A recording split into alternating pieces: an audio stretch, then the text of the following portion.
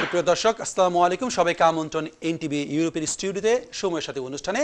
যথারীতি প্রতি সোমবার রাত 10:30টায় আপনাদের সামনে হাজির হচ্ছি। দর্শকের অনুরোধে আমরা সময়টা 11 থেকে কমিয়ে 10:30 নিয়ে এসেছি এবং সেটা 12:30 পর্যন্ত চলছে। আপনি জানেন, সাথে আছে আমি খালেদ সাইফুল্লাহ পাটোয়ারি। যথারীতি কথা বলবো সাম্প্রতিক একটি প্রসঙ্গ নিয়ে। তবে এবার আমরা যে প্রসঙ্গটি রেখেছি সেটা সম্পূর্ণ যেখানে আমরা বাস করছি বিলেতে, সেইটাকেই কেন্দ্র করে শিরোনামটা জানিয়ে দিচ্ছি। শিরোনাম রেখেছি করোনা ভাইরাসের প্রত্যাশা এবং বুলিং বিতর্কে কেন প্রীতি প্যাটেল। স্বাভাবিকভাবেই বুঝতে পেরেছেন যে আমাদের হোম সেক্রেটারি প্রীতি প্যাটেল একটি কিছু ঘটনার কারণে বিতর্কে জড়িয়ে পড়েছেন, সেটাকে বুলিংকে কেন্দ্র করে। এই বিষয়টিকে নিয়ে আমরা কথা বলবো। এর বাইরে আপনারা নিশ্চয়ই জানেন যে ভ্যাকসিনের ঘোষণা এসেছে।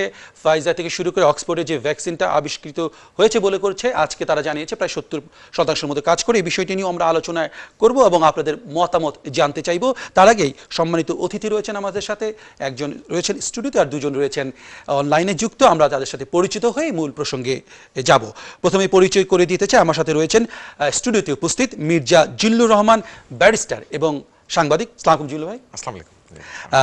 আরও সাথে রয়েছেন দুজন, আপনারা জানেন দুজনেই আমাদের কমিউনিটিতে সাংবাদিকতা এবং ব্যক্তিগত পরিচয় অনেক ভাবে আমাদের সাথে যুক্ত।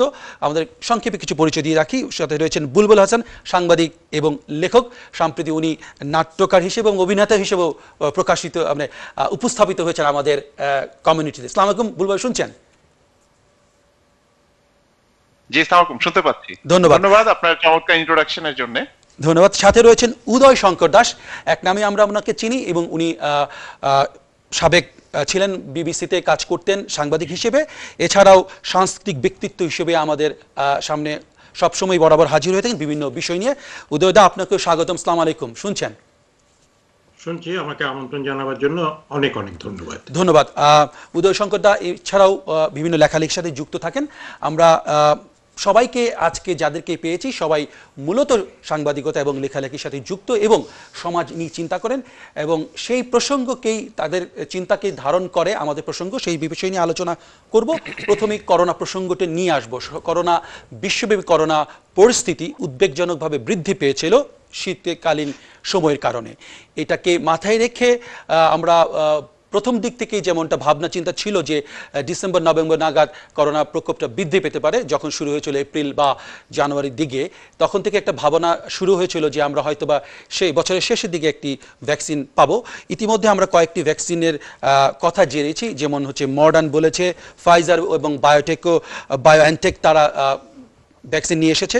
সাথে সাথে আমরা জানি যে এটা হচ্ছে রাশিয়ার যে ভ্যাকসিন, সেটা হচ্ছে স্পুতনিক 5, সেটাও এসেছে এবং তারা বলছে প্রায় 92% তারা সুরক্ষা দিতে পারবে। এর বাইরে আমরা সম্প্রতি আজকেই জানতে পারলাম যে অক্সফোর্ড এবং যেটা অক্সফোর্ডের তৈরি অ্যাস্ট্রাজেনিকা যেটাকে বলছে, তারা 70% পর্যন্ত সুরক্ষা দিতে পারবে এবং বলা যাচ্ছে যে এটা সংরক্ষণের ক্ষেত্রেও খুব সহজ, স্বাভাবিক টেম্পারেচার রাখা, স্বাভাবিক ফ্রিজারে রাখা যাবে। এর বাইরে বলছে যে বয়স্কদের ক্ষেত্রে যারা 60 থেকে 70 তাদের জন্য খুব ভালো কার্যকর দেবে। সেটা অবশ্যই এটা ব্রিটিশ একটি ভ্যাকসিন আবিষ্কার করার ঘোষণা দিয়েছে। এর বাইরে জনসন & জনসন চেষ্টা করছেন, তারা অল্প কদিনে হয়তো ঘোষণা দেবেন। দাম নিয়ে একটু বিতর্ক রয়েছে এবং সহজ প্রাপ্তিটা নিয়েও একটি বিতর্ক রয়েছে। আমরা সেই বিষয়গুলি আলোচনা করব। আর ভ্যাকসিন আবিষ্কারই কি করোনাকে সুরক্ষা দিবে না, এর বাইরে আমাদের আর কি কি অনুষঙ্গ আমাদেরকে চিন্তা করতে হবে, মাথায় রাখতে হবে, বিবেচনা করতে হবে, সেই বিষয় নিয়ে কথা বলবো। কথা বলার জন্য আপনারাও যুক্ত হতে পারেন।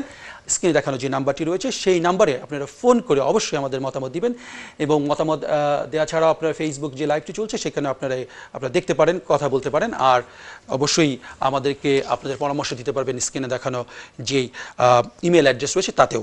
আমরা আলোচনা প্রসঙ্গে প্রথমেই জানতে চাইব, যুক্ত করে নিব প্রথমেই বুলবুল হাসানকে। বুলবুল হাসান আমাদের কমিউনিটির প্রিয় ব্যক্তিত্ব, সাংবাদিক, উপস্থাপক এবং লেখক হিসেবে আছেন। উনি নিশ্চয়ই সমাজে এই বিষয়টি নিয়ে ভাবেন। প্রথমে বুলবুল, আপনার কাছে জানতে চাইবো, ছোট করে জানতে চাইবো, ভ্যাকসিনের যে প্রত্যাশা ছিল, প্রত্যাশাটা কি কিছু মিটাতে পেরেছে বলে মনে করছেন যে অক্সফোর্ড এবং ফাইজারের ঘোষণা এবং মডার্নের ঘোষণার মাধ্যমে? আর আমরা আসলে কি ধরনের সুফলই বা পাবো? ধন্যবাদ খালেদ ভাই।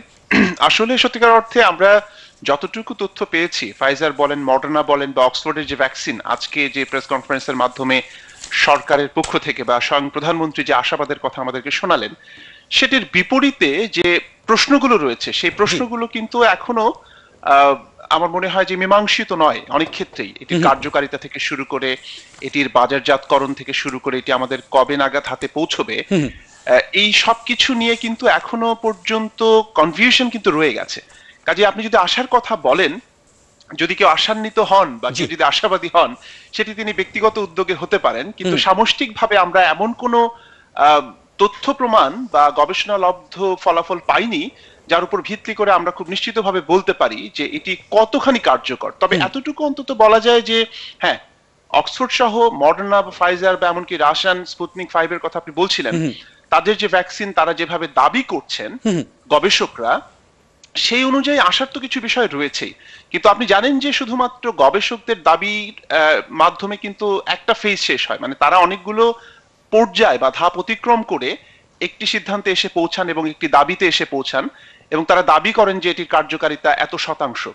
কিন্তু সেটির পরে অনেক রেগুলেটরি ফ্রেমওয়ার্কের ভেতর দিয়ে যেতে হয়, সেটির প্রোডাকশনের একটি বিষয় রয়েছে, বাজারজাতকরণের বিষয় রয়েছে, সেটি কিভাবে সংরক্ষণ করা হবে এবং যাদের জন্য এটি প্রয়োগ করা হবে তাদের কাছে পৌঁছানোর আগে আপনি জানেন যে এটার মেইনটেনেন্সের একটা ব্যাপার রয়েছে, কত ডিগ্রি তাপমাত্রায় থাকবে ইত্যাদি ইত্যাদি অনেক বিষয় রয়েছে। তবে আমি যদি খুব নির্দিষ্ট করে বলি, আজকের যে সংবাদ সম্মেলন বা আজকে যে জাতির উদ্দেশ্যে এই যে ভ্যাকসিনের সাফল্য নিয়ে বরিস জনসন এবং তার যে বৈজ্ঞানিক কর্মকর্তা যারা রয়েছেন বা স্বাস্থ্য কর্মকর্তা যারা রয়েছেন সংশ্লিষ্ট যারা, তারা জাতির সামনে যেগুলো উপস্থাপন করলেন, সেখানে একটা মর্মান্তিক এবং দুঃখজনক কনফিউশন অন্তত আমি ব্যক্তিগতভাবে অনুভব করেছি। সেটি হচ্ছে সারা পৃথিবী যেখানে 90 থেকে 95% কার্যকারিতার কথা বলছেন, তারা সেখানে 70% কার্যকারিতা নিয়ে এমন একটা বডি ল্যাঙ্গুয়েজ এবং এমন একটা আশাবাদের কথা তারা বলছেন যাতে করে যে কেউ বিভ্রান্ত হবে যে যারা 95% বলছে যে কার্যকর, সেটির বিপরীতে 70% কার্যকারিতা নিয়ে এত আশাবাদের কি আছে আসলে। তো এই প্রশ্নটি যখন আমার মধ্যে আসলো, তো তখন আমি আপনার অনুষ্ঠানে আসবো বলে নয়, আমার নিজের আগ্রহের জায়গা থেকে আমি যুক্তরাষ্ট্র থেকে শুরু করে ইউরোপের বিভিন্ন দেশে যারা বাঙালি সায়েন্টিস্টরা একই বিষয়ে অর্থাৎ এই ভ্যাকসিনেশন নিয়ে যারা কাজ করছেন এবং অনেক বড় গবেষক, তাদের সঙ্গে যে ব্যক্তিগত পরিচয় সেই সূত্র ধরে আমি একটু বোঝার চেষ্টা করলাম যে বিষয়টা আসলে কি। তারা যেটি বলছেন সেটি হচ্ছে যে অক্সফোর্ডে, এটি অনেকটা বলতে পারেন যে ওই যে হর্সেস মাউথ বলি না আমরা, যে যারা আসলে এই বিষয়গুলো নিয়ে কাজ করেন এবং তাদের অথরিটি আছে এই বিষয় নিয়ে কথা বলা, তাদের কাছে শোনা তথ্য অনুযায়ী আমার কাছে যেটি মনে হচ্ছে যে অক্সফোর্ড যে দাবিটি করছেন, অক্সফোর্ড অত্যন্ত সাবধানতার সঙ্গে এই দাবিটি করছেন, অর্থাৎ 70% বা 70% দিয়ে তারা বলছেন যে এটি নিশ্চিত, কিন্তু সেটি কিন্তু আপ টু 90% পর্যন্ত এটির কার্যকারিতা নির্ভর করছে। অর্থাৎ তারা জানে যে এটি সফল হবে, কিন্তু যখন তারা দাবিটি করছে তখন তারা সাবধানতা অবলম্বন করছে। আরেকটি বিষয় হচ্ছে মডার্না বা ফাইজার, তারা আসলে যে ডেমোগ্রাফি নিয়ে কাজ করেছে, যে সংখ্যা, যে স্যাম্পল সাইজ নিয়ে কাজ করেছেন এবং যে ধরনের মানুষের উপরে যেটি প্রয়োগ করেছেন, সেটির সঙ্গে কিন্তু অক্সফোর্ডের এই যে স্যাম্পলিং যেটিকে বলি আমরা গবেষণার ক্ষেত্রে, সেটি কিন্তু একটা পার্থক্য রয়েছে, কোয়ালিটেটিভ এবং কোয়ান্টিটিভ পার্থক্য রয়েছে। কাজে কেউ যদি 90% দাবি করে মনে করে, 95% দাবি করে মনে করে যে সেটি পৃথিবীকে পাল্টে দেবে, সেটি যেমন সত্য নয়, আবার একই সঙ্গে অক্সফোর্ড যে বলছে 70% সেখানে 70ই থেমে থাকবে, এই বিষয়টি সত্য নয়। কাজে আমি মনে করি যে নিরাশ হওয়ারও কিছু নেই, তবে আবার খুব নিশ্চিতভাবে এটি আমরা বলতে পারি না যে এটি প্রয়োগ করা হলেই উদয় শঙ্কর দাস বা বুলবুল হাসান বা খালেদ পাটোয়ারি ওনারা বেঁচে যাবেন বা জিল্লুর রহমান ওনারা বেঁচে যাবেন। এখানে কিন্তু কনফিউশন কিন্তু থেকেই যাচ্ছে। খালেদ, ধন্যবাদ বুলবুল ভাই আপনাকে আপনার সুন্দর প্রারম্ভিক মন্তব্য করার জন্য। আমরা একটু উদয়দার কাছে যাবো। উদয়দা শুনছেন আপনি? উদয়দা, যেমনটা হচ্ছিল, যেমন আমরা আজকে একটু নিশ্চয়ই আপনি লক্ষ্য করেছেন যে বাংলাদেশেও এই বিষয় নিয়ে একটু করোনার পরিস্থিতি নিয়ে কথা হয়েছে, বিশেষ করে ভারতের সাথে এক ধরনের ভারতের সিরাম ইনস্টিটিউটের সাথে একটা চুক্তি হয়েছে, যেখান থেকে বলা হচ্ছে যে তারা প্রতি ডোজ $5 কিনতে পারবে বাংলাদেশে, এবং এই জন্য এটাকে খুবই গুরুত্ব দিচ্ছে। অন্যদিকে অন্যান্য যেমন মডার্ন বা ফাইজার, তাদের কাছে কিনতে গেলে অন্তত পক্ষে বাংলাদেশের জন্য $40 থেকে $60 মতো খরচ হবে। এবং যেহেতু অক্সফোর্ডের ভ্যাকসিনটাকে খুব গুরুত্বপূর্ণভাবে মানে দেখা হচ্ছে বিশ্বজুড়েই, এবং ওটার সহজলভ্যতার সাথে সাথে সংরক্ষণের কারণেই সিরাম ইনস্টিটিউট এটাকে তৈরি করবে এবং বাংলাদেশ এটা পাওয়ার সম্ভাবনা রয়েছে, এই কারণে তারা চুক্তিও করেছে। আপনি আসলে এই চুক্তিটা কিভাবে দেখছেন, যেখানে আমরা বাংলাদেশ, এখানকার প্রধানমন্ত্রী বরিস জনসন পর্যন্ত ফাইজারের ফাইজারের থেকে আনার জন্য অলরেডি চুক্তি করেছেন মোটামুটি দেখা যাচ্ছে। বাংলাদেশের অন্যান্য কোম্পানি থেকে ভারতের সাথে চুক্তি করার সহযোগিতাটা থেকে যৌক্তিকতা বেশি কিনা? হ্যাঁ, যৌক্তিকতা অবশ্যই আছে, কারণ বরিস জনসন যে ফাইজার এবং মডার্নার সঙ্গে চুক্তি করেছেন এই কারণে যে যেখানেই এই ভ্যাকসিনটা তৈরি করছে সেখান থেকে যেন ভ্যাকসিনটা পাওয়া যায়, সেই কারণেই এটা করা হয়েছে এবং পৃথিবীর বিভিন্ন দেশ এটা করেছে। তো বাংলাদেশ যেটা করেছে সেটা হচ্ছে সিরাম ইনস্টিটিউটের কথা আপনি বললেন, জি, ওটা পৃথিবীর একটা অন্যতম বড় ভ্যাকসিন তৈরির প্রতিষ্ঠান, এবং দামের কথাটাও আপনি বলেছেন, সেটা একটা বিরাট বিষয়। এবং বুলবুলের কথার সঙ্গে একটু সুর মিলিয়ে বলতে চাই যে খুব সাবধানতা অবলম্বন করে কিন্তু অক্সফোর্ড এটা করেছে, এবং অক্সফোর্ড বলেছে যে বিভিন্ন ধরনের ডোসেজ দিলে এটা 90% পর্যন্ত এর এফিকাসিটা পাওয়া যায়। বাংলাদেশের পক্ষে সবচেয়ে বড় অসুবিধা যেটা হবে সেটা হচ্ছে কতজন লোককে এই ভ্যাকসিনটা দেওয়া সম্ভব হবে। কেউ বলছেন 18 কোটি লোক, কেউ বলছেন 20 কোটি লোক। এদের সবাইকে ভ্যাকসিনটা দেওয়া এবং এটার যে অ্যাডমিনিস্ট্রেশন যে কাজটা এটা করানো, সেটা একটা বিরাট ব্যাপার। চুক্তিটা অনেক আগে হয়ে গিয়েছিল, চুক্তিটা যে আজকে অক্সফোর্ড এটা প্রকাশ করেছে তারপরে হয়নি, চুক্তিটা অনেক আগে হয়েছে এবং বলা হচ্ছে যে কিছু টাকা অগ্রিম দেওয়া হয়েছে। অক্সফোর্ড ইউনিভার্সিটির ভ্যাকসিনটার একটা সুবিধা হচ্ছে যে এটা ফাইজারের মতো -70-তে বা মডার্নার মতো -20-তে, যেটা অনেক সময় দেখা গেছে যে মার্কিন যুক্তরাষ্ট্র অনেক জায়গায় এই অবস্থায় এটা রাখার মতো ব্যবস্থা নেই, সেখানে বাংলাদেশ বা অন্যান্য উন্নয়নশীল দেশগুলোর মধ্যে এটা রাখা খুবই কঠিন হবে। এবং দুটো টেকনিকও কিন্তু আলাদা।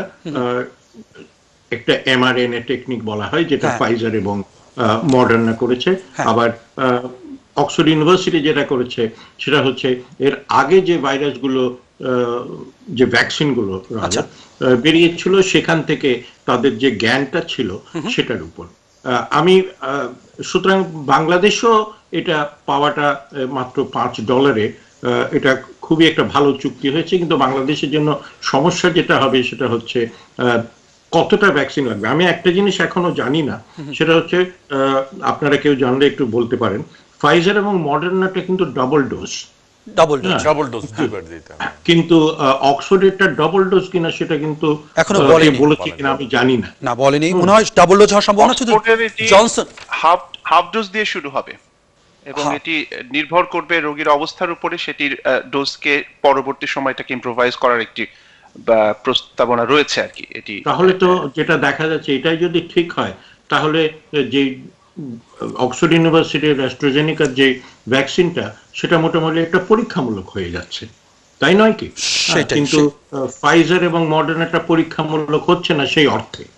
আর আরেকটা বড় সমস্যা হচ্ছে যে বিজ্ঞানীরা যেটা বলছেন সেটা হচ্ছে এই ভাইরাসের মিউটেশন হয়, এবং একটা অবস্থায় কিন্তু এই ভ্যাকসিনটা তৈরি করা হচ্ছে, কিন্তু ভাইরাস যখন মিউটেট করবে, এর অবস্থা যখন পরিবর্তন হবে, তখন কি এই ভ্যাকসিনটা সেই মিউটেশনের পরে ভাইরাসের যে অবস্থা হবে তাতে কার্যকর হবে? এগুলো নিয়ে কিন্তু চিন্তা করার কথা আছে, যার জন্য আশাবাদ আমাদের থাকতে পারে, কিন্তু বেশি উৎফুল্ল হওয়ার কারণ এখনো নেই। এখনো আমাদের মুখোশ পরে থাকতে হবে, শারীরিক দূরত্ব বজায় রাখতেই হবে, হাত সাবান দিয়ে নিয়মিত ধুতে হবে। এই কাজগুলো আমাদের কিন্তু আরো অনেক দিন চালিয়ে যেতেই হবে। সুতরাং এই কাজগুলো যে ইংরেজিতে যেটা বলে যে এটা একেবারে একটা বুলেট বেরিয়ে গেল, এক গুলিতে শেষ হয়ে গেল, করোনা ভাইরাস শেষ, সেটা চিন্তা করলে কিন্তু আমরা খুব বড় ভুল করি। ধন্যবাদ উদয়দা, আমি আপনার কাছে আবারও ফিরে আসবো। আমি একটু আমার স্টুডিওতে রয়েছেন মির্জা জিল্লুর রহমান ভাই। জিল্লুর আপনার কাছে জানার চেষ্টা করবো, দুটো দিকে একটু চ্যালেঞ্জ হিসেবে জানার চেষ্টা করছি যে বিলেতেই যেভাবে একটা ভ্যাকসিন দেওয়ার ঘোষণা দিয়েছে বা বলছে যে যত তাড়াতাড়ি পারো প্রস্তুত রাখা হয়েছে, এনএইচএস কর্মীদেরকে প্রায় ডিসেম্বরের প্রথম দিক থেকেই দেওয়া শুরু করবে, এবং বাংলাদেশের ক্ষেত্রেও আপনি যদি যুক্ত করি যে আসলে ভ্যাকসিন যদি পেয়েও যায়, আমরা কোনোভাবে কিনে যাবে, এত টাকা সংস্থান করা এবং সবাইকে নিশ্চিত করা মানে দেওয়ার ক্ষেত্রে এটা কিভাবে সম্ভব, আর এখানেও যদি আপনি একটু কম্পেয়ারলি করেন যে এখানেই বা কিভাবে সম্ভব সবাইকে দেওয়া, অনেকে তো আগ্রহী না দিতে, আর যদি না যাওয়া যায় সেই ক্ষেত্রে কি আসলে করোনা সংকট থেকে উত্তরণ করা গেল? ধন্যবাদ খালেদ ভাই। আসলে এই বিষয়টা আমি মাঝখানে আরেকটা জিনিস একটু বলতে চাই। এখানে মানে একটা বিষয় যে G20 একটা মিটিং মনে হয় সম্প্রতি শেষ হলো, সেখানে একটা কথা আসছে যে কি এটা ওয়ার্ল্ড ওয়াইড কোনো ফ্রি দেওয়া যায় কিনা সবাইকে, হ্যাঁ এই বিষয়টাও চিন্তা আসছে, এবং অনেক G20 মিটিং এ তারা মনে আলোচনা করছে এটা সবাই মিলে কোনো এটা ফ্রি প্রত্যেকটা কান্ট্রিতে ডিস্ট্রিবিউট করা যায়, স্বাস্থ্য খাত নিয়ে বাণিজ্য না করার জন্য এটা বলছে। প্লাস আমাদের দেশে, এবং আমি অবশ্যই একটা ম্যানেজমেন্টের একটা বিশাল প্রবলেম, যেটা এইখানে পর্যন্ত এরা ভয় পাচ্ছে, চ্যালেঞ্জ রয়েছে। হ্যাঁ বলতেছি 95, 85, 75 এইভাবে করে ভাগ করে এটা বয়সসীমাকে রেখে তারপর এটা দিতে হবে, এবং সর্বনিম্ন মানে যারা নিতে চায় 55, 60 তাদের মিনিমাম 6 মান্থ লেগে যেতে পারে এটা পৌঁছাতে, এটা বলতেছিল। আর প্লাস হলো এটা যদি ডাবল ডোজের হয় তাহলে এটা অবশ্যই একটা ম্যানেজমেন্ট একটা ব্যাপার। আমি এটার ভাইস ভার্সা এটার বিপরীতে বলবো যে আসলে এর বাইরে সবচেয়ে বড় হলো সচেতনতা। এই যে লকডাউন দিল, এটা আমরা কতটুকু অবজার্ভ করতে পারছি। হ্যাঁ, সেখানে যেমন অনেকগুলো দেশে কিন্তু এই করোনা যায়নি, কিন্তু ভিয়েতনাম, জাপান, চায়না অনেক জায়গায় কিন্তু এটা এফেক্ট করতে পারেনি ওদের সচেতনতার কারণে। শুধু আমরা যতই বলি না কেন ভ্যাকসিন কতটুকু কন্ট্রোল করবে জানি না, এখনো আসেনি, এখনো আসবে, আমরা প্রত্যাশা নিয়ে বসে আছি। বাট এর আগে আমরা অধিকভাবে সচেতন হওয়া, যেটা থার্ড লকডাউনের কথা যেটা বলতেছে, থার্ড ফেজে যেটা জানুয়ারি থেকে যেটা গভর্নমেন্ট এই দেশের সরকারের কথা বলছে, যেভাবে স্ট্রিক্টলি আরো বেশি করার জন্য গভর্নমেন্ট যেটা চাচ্ছে, সেটা হলো আমরা যদি এটা সচেতন না হই, আপনি ভ্যাকসিনেশন আসছে 2 সপ্তাহ লাগুক, আরো 1 সপ্তাহ 3 সপ্তাহ লাগুক, সবাইকে তো একসাথে তো ভ্যাকসিনেশন করা যাবে না, যাচ্ছে না। এবং এটা ভ্যাকসিনেশন মানে এই নয় যে কালকে অসুখ চলে যাবে, এটা ইমিউন পাওয়ারটাকে করবে, ডেভেলপ করবে। বাট এই ক্ষেত্রে আমি মনে করি যে ওভারঅল যদি আমরা গণসচেতন না হই, আমরা যদি মাস্ক না করি, আমরা যদি রুলস গুলি ফলো না করি, আপনি লকডাউনের আমি জানি না কি ফলো করলাম না, স্কুলগুলি খোলা, এখানে সরকার আমি জানি না কিভাবে এটা কি করতে চাচ্ছে। বাংলাদেশেও দেখেন আপনি স্কুলগুলো কিন্তু বন্ধ, তাতেও কি খুব কার্যকর হচ্ছে না কোনো অফিসে। কালকেও আমি আপনাদের টিভিতে নিউজে দেখলাম অসংখ্য লোক মাস্ক ছাড়াই কিন্তু ব্যবহার করে, আমি পকেটে রাখছি, পড়ে গেছে, জানি না কোথায় গেছে, হ্যাঁ এইভাবে বলছে। এবং বাংলাদেশের সবচেয়ে আরো মারাত্মক হলো কালকের খবরে দেখলাম শিশুদের মধ্যে এটা সবচেয়ে বেশি এখন হচ্ছে। হ্যাঁ, একটা হসপিটাল সরওয়ার্দী হসপিটালে দেখা গেল কালকেই অনেকগুলো শিশু আক্রান্ত রোগী ভর্তি হয়েছে, যেটা আমরা আগে ধরে নিয়েছিলাম যে হেলথ কন্ডিশন থাকলে। কিন্তু আপনি স্কুলগুলো বন্ধ রাখার কারণে তো অন্য একটা সমস্যা দেখা দিয়েছে, স্পেশালি বিশেষ করে যারা গ্রামে থাকে তাদের এডুকেশনগুলো ইমপ্রুভ করছে না, তারপর অনলাইনে প্রাপ্তিটা সবার কাছে নাই। এর বাইরে যেটা দাঁড়িয়েছে যে অনেকে ধরেন পরীক্ষা দিয়ে কোথাও কর্মসংস্থানে যাবে বা বিদেশে উচ্চশিক্ষা নিতে যাবে, সেটা তো আটকেছে, সেখানে তো একটা সিদ্ধান্তহীনতা রয়েছে। এই বিষয়ে কথা বলবো, তার একটা কলার নিয়ে আসসালামু দর্শক, শুনছি, বলুন। আসসালামু দর্শক, শুনছেন? হ্যালো, জি বলুন দর্শক, শুনছি। হ্যালো, জি আসসালামু আলাইকুম দর্শক, আমি শুনছি, বলুন আপনি। দর্শক আসসালামু আলাইকুম। দর্শককে আমরা হারিয়ে ফেলেছি, আশা করি ফিরে আসবেন।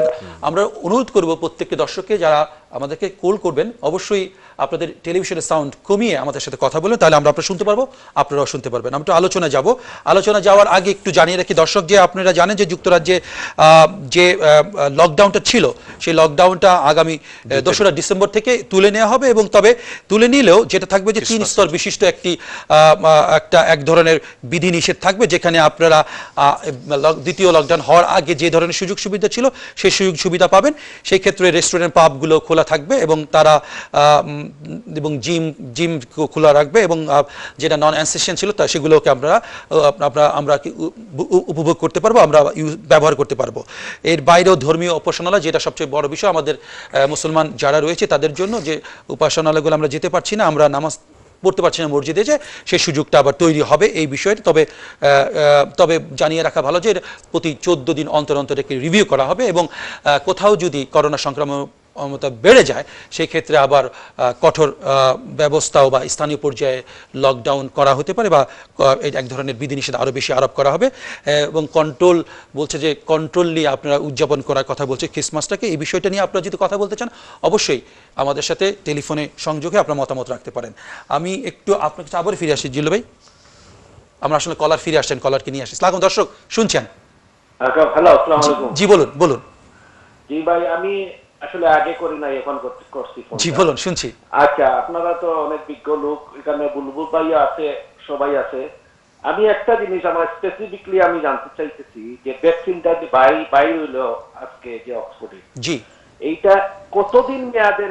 একবার যদি আমার পুরো ডোজ আমি শরীরে নিয়ে নেই, তারপরে আমার এইটা কতদিন আমি এটা লাস্টিং করবে, এইটাই আমি বলতেছি। না প্রত্যেক বছর দিতে হবে, এইটার ব্যাপারে কোনো ধারণা আছে কিনা? না বুলবুল ভাই বা ওই দাদা আমাদের প্যানেল থেকে এই উত্তর দেওয়ার চেষ্টা করব। ধন্যবাদ দর্শক, খুবই গুরুত্বপূর্ণ একটা প্রশ্ন। আমি অপেক্ষায় আছি। হ্যাঁ, ধন্যবাদ। জি, নেক্সট কলার। আসসালামু আলাইকুম, শুনছেন দর্শক? আসসালামু আলাইকুম দর্শক, বলুন। আসসালামু আলাইকুম দর্শক, শুনছি, বলুন। আমরা এই দর্শককে হারিয়ে ফেলেছি। পরবর্তী দর্শক। আসসালামু আলাইকুম দর্শক, শুনছেন? আচ্ছা, আমরা আশা করি দর্শক ফিরে আসবেন, আমরা একটু আলোচনা যাওয়ার চেষ্টা করছি। আমরা আসলে একটু প্রশ্নটা যদি দর্শকের প্রশ্নের উত্তরটা কেউ যদি দিতে চান, আসলে কতদিন এইটা সংরক্ষণ একবার দিলে কতদিন এটা কার্যকর করবে? এটা কতদিন কার্যকর করবে এটা বড় কথা না, কিন্তু অ্যান্টিবডি ক্রিয়েট মানে ইমিউন পাওয়ারটা বাড়ানোর জন্য এটা দেওয়া হবে এবং অনেকে নাও হতে পারে, না হলে কিন্তু তারা বিপদ থেকে যাচ্ছে। হ্যাঁ, এটা যে করোনা মুক্ত করে ফেলবে, এই যে 90%, 95% বা 75% কথা কেন বলছে, এরপরও অনেকের বডিতে কিন্তু এটা নাও হতে পারে। এই বিষয়টা নিয়ে আমরা ফিরে আসবো, একটু বিরতি যাচ্ছি। দর্শক, একটু ছোট্ট বিরতিতে যাব, বিরতির পরেই ফিরে আসছি। একটু পরেই আপনাদের প্রশ্ন এবং উত্তর আশা করি সেই সময় পাবো।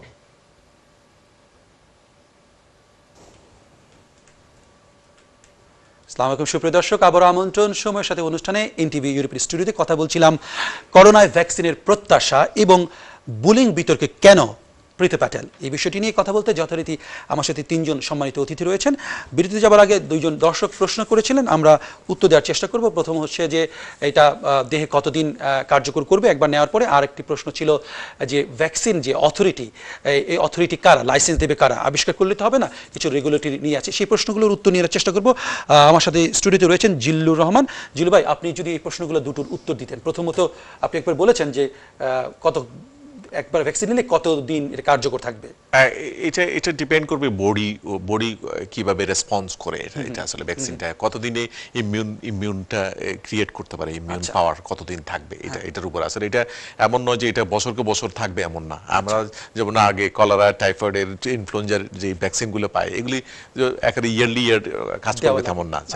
আমি মনে করি যে এটা এই এক এক ওষুধ এক এক ধরনের কাজ করবে হয়তোবা, বাট এটা কতদিনে আমার বডিতে রেসপন্স করবে সেটার উপর ডিপেন্ড করবে। প্রথম প্রশ্ন আসলে কারা এই অথরিটি করবে? একজন আবিষ্কার করলে ঠিকই আছে, কিন্তু প্রক্রিয়াজাত করার জন্য, বাজারজাত করার জন্য এটা কারা রেগুলেটরি। হ্যাঁ, এটার ব্যাপারে আমি একটা তথ্য আমার কাছে আছে। there are regulatory bodies all over the world, but the main ones of those these vaccines are Food and Drug Administration in the US, the European Medicines Agency in the UAE, and the Medicine and Healthcare Products Regulatory Authority in the UK.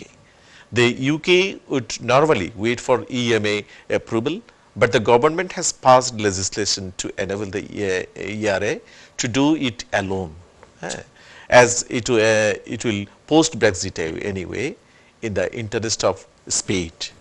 এটা এইভাবে বলছে। UK চাচ্ছিল যে এটা UK নিজের আয়ত্তে নিয়ে আসতে, বাট এটা ব্রেক্সিটের পরে নিয়ে আসতে। সো এক ধরনের রেগুলেটরি বডি এখানে আছে, লাইসেন্স না পাওয়া পর্যন্ত এটা ভ্যাকসিনটা আসলে কারোর দেহেই না এটা মাস্ট 100%। ধন্যবাদ।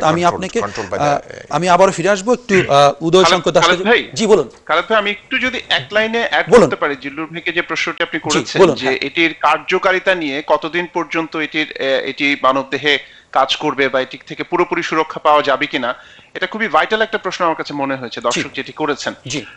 দর্শকের জ্ঞাতার্থে এবং আমাদের যারা অডিয়েন্স যারা এই অনুষ্ঠান দেখছেন, আমার মনে হয় যে এই বিষয়টি একটু স্পষ্ট করা দরকার যে ফাইজার বলি আর মডার্না বলি আর অক্সফোর্ডের যারা গবেষক রয়েছেন, তারা যে দাবিগুলো করছেন সেটা কিন্তু আমাদের সামনে প্রকাশিত হয়েছে একটা সামারি হিসাবে। এটার ডিটেইল কিন্তু আমরা এখনো পর্যন্ত পাইনি। কারণ গবেষকরা যদি নিজেরা স্পষ্ট না করেন, সেক্ষেত্রে একটা প্রেডিকশন থেকে বা অ্যান্টিসিপেশন থেকে আমরা যদি বলে দিই এটি এভাবে কাজ করবে, সেটা কিন্তু মিসলিডিং হবে। আচ্ছা, কাজে আমার মনে হয় না যে তারা যতক্ষণ না পর্যন্ত এই রিপোর্ট পূর্ণাঙ্গভাবে প্রকাশ করবে তার আগে এটির কার্যকারিতা নিয়ে আমাদের একেবারে বলা যায় যে খুব মানে গভীরে আলোচনা করার কিন্তু সুযোগ না। এবং আমরা আগেও যেমনটা বলার চেষ্টা করেছিলেন উদয়দা, যে এই ভ্যাকসিন নিলেই যে একমাত্র বুলেটের মতো এক গুলিতেই পাখি মরে যাবে তা কিন্তু না, এটার জন্য অন্যান্য সুরক্ষাও আমাদেরকে রাখতে হবে। মানে বলছি আমরা এই জন্য উদয়দার কাছে একটু আসতে চাই। উদয়দা, আমি এই প্রসঙ্গে একটু যোগ করতে চাই। সেটা হচ্ছে যে রেগুলেটরি বডিগুলোর কথা বলা হলো, ফাইজার মডার্নার যে দুটো ভ্যাকসিন আছে সেই দুটো ভ্যাকসিন কিন্তু এখনো অনুমোদন হয়নি, এটা কিন্তু আমাদের মনে রাখতে হবে। এই দুটো এফডি এর কাছে গেছে, ফুড এন্ড ড্রাগস অ্যাডমিনিস্ট্রেশন আমেরিকাতে, ওদের কাছে সব তথ্য উপাত্ত এই দুটো সংস্থা দিয়েছে এবং তারা অনুমোদন করার পরে কিন্তু এটা ব্যবহার করা যাবে। তবে যেই সুবিধাটা হয়েছে সেটা হচ্ছে যে অনুমোদনের আগেই কিন্তু ভ্যাকসিন তৈরি শুরু হয়ে গেছে। এটা কিন্তু অক্সফোর্ডেরটার ব্যাপারেও একই, অক্সফোর্ডেরটাও কিন্তু এখনো অনুমোদন হয়নি।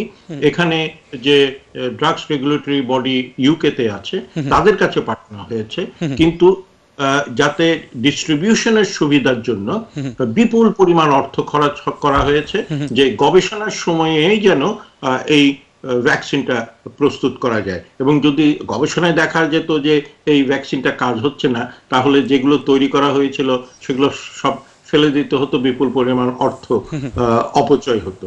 কিন্তু আমাদের কাছে এখন ভ্যাকসিনটা আছে, শুধু এখন অপেক্ষা করতে হবে। আমি একটা তথ্য আপনাকে দিয়ে রাখি, যেমন হচ্ছে MHRA EMA, এটা হচ্ছে এদেরকে স্পিডলি কাজ করতে বলা হয়েছে এবং বলা হচ্ছে যে 210 দিনের মধ্যে এই বিষয়টা কি মানে রেজাল্ট দেওয়ার জন্য, লাইসেন্সের জন্য তারা কাজ করবে। মানে এত দিনের মধ্যে হয়তো সম্ভাবনা রয়েছে যে এটাকে তার আগেও হয়ে যাবে, হতে পারে। মানে এটা একটা সীমারেখা দেওয়া হয়েছে। হ্যাঁ, কিন্তু আশা করা হচ্ছে যে ইন ফিউ উইকস টাইম এটা হয়তো তারা একটা অ্যাপ্রুভালের ভেতর দিয়ে নিয়ে আসবে, অনুমোদনটা হয়ে যাবে। এবং যেহেতু তৈরি হয়ে গেছে ভ্যাকসিন, খুব সম্ভবত ডিসেম্বর থেকে ভ্যাকসিনেশন মাঝামাঝি থেকে। আচ্ছা দাদা, আপনার কাছে আমি যে প্রশ্নটা ছিল যে আপনি ডোনাল্ড ট্রাম্পকে ফাইজারের বিষয়টা একটু টেনে আনি বলি। উনি আজকেই বলে কয়েকদিন আগে বললেন যে উনি ওইটার ফাইজারের যে কৃতিত্ব উনি দাবি করছেন এইটা আবিষ্কারের ক্ষেত্রে, এবং যদিও ফাইজারের সাথে জার্মানি একটা সংস্থা যুক্ত ওই এই ভ্যাকসিনটার জন্য।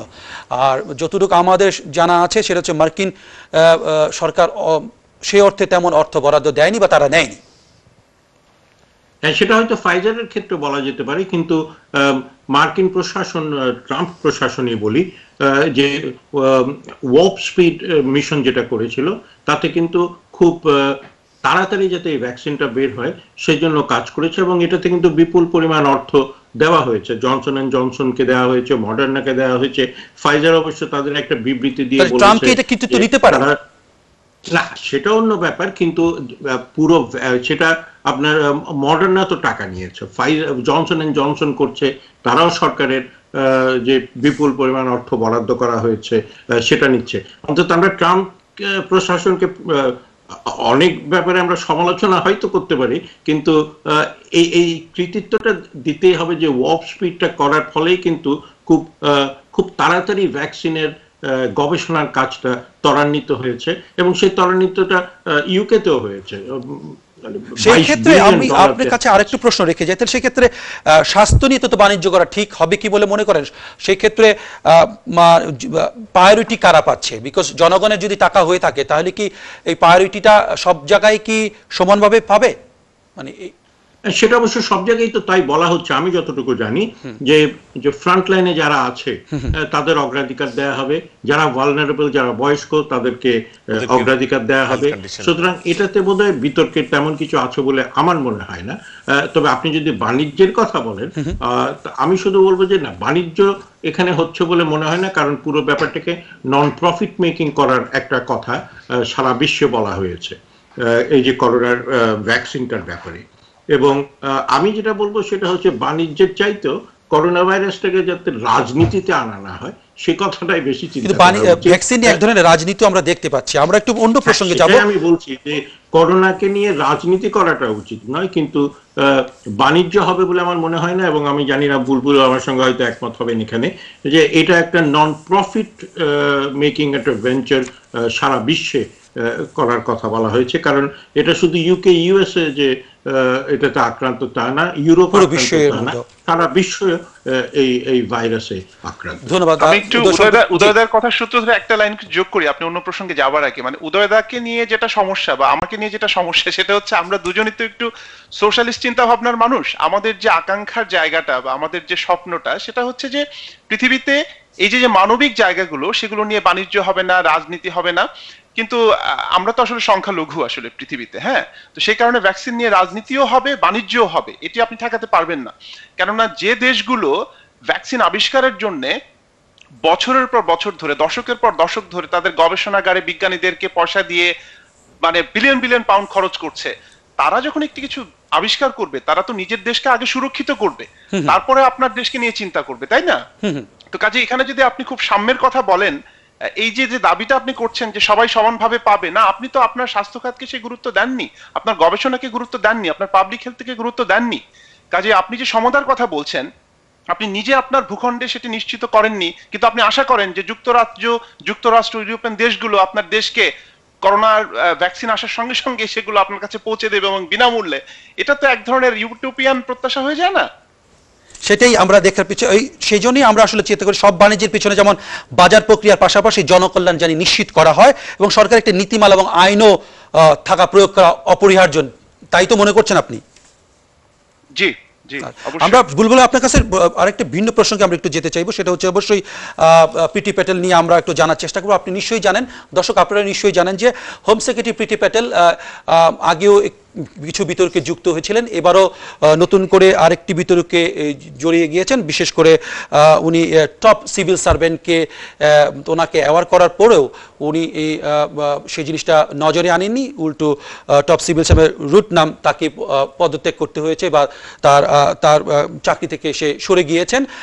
বিষয়টা ছিল যে বুলিং করার ক্ষেত্রে যে বিষয়গুলো তার নামে অভিযোগ করা হয়েছে, অধস্তনদেরকে গালিগালি দেওয়া, গালিগালাজ করা অথবা উচ্চবাচ্য করা, আর বাইরে আমরা অতিরিক্ত কাজ দেওয়া, কাউকে স্ট্রেস করে ফেলা, এই বিষয়গুলো তার অভিযোগে এসেছে এবং এই বিষয়টা নিয়ে একটু আলোচনা করতে চাই। প্রথমে এই বিষয়টি একটু জানার চেষ্টা করব আমরা বুলবুল হাসান থেকে। বুলবুল হাসান, শুনছেন?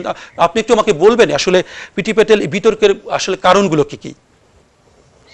একটা বিষয় আমাদের একটু মনে রাখতে হবে যে আমরা যে দেশে বাস করি সেই দেশটি হচ্ছে গণতন্ত্র চর্চার সূতিকাগার, এবং গণতন্ত্র যেসব দেশে বিকশিত হয়, যেসব সভ্য দেশে গণতন্ত্রের চর্চাটা সুপ্রতিষ্ঠিত হয়েছে, সেই সব দেশে সরকার পরিচালনার যে কাঠামো, অর্থাৎ যে বিউরোক্রেটিক কাঠামোর কথা বলি, স্ট্রাকচারের কথা বলি, সেখানে কিন্তু কিছু কোড অফ কন্ডাক্ট থাকে, কিছু প্র্যাকটিসের কিছু নর্মস থাকে, হ্যাঁ।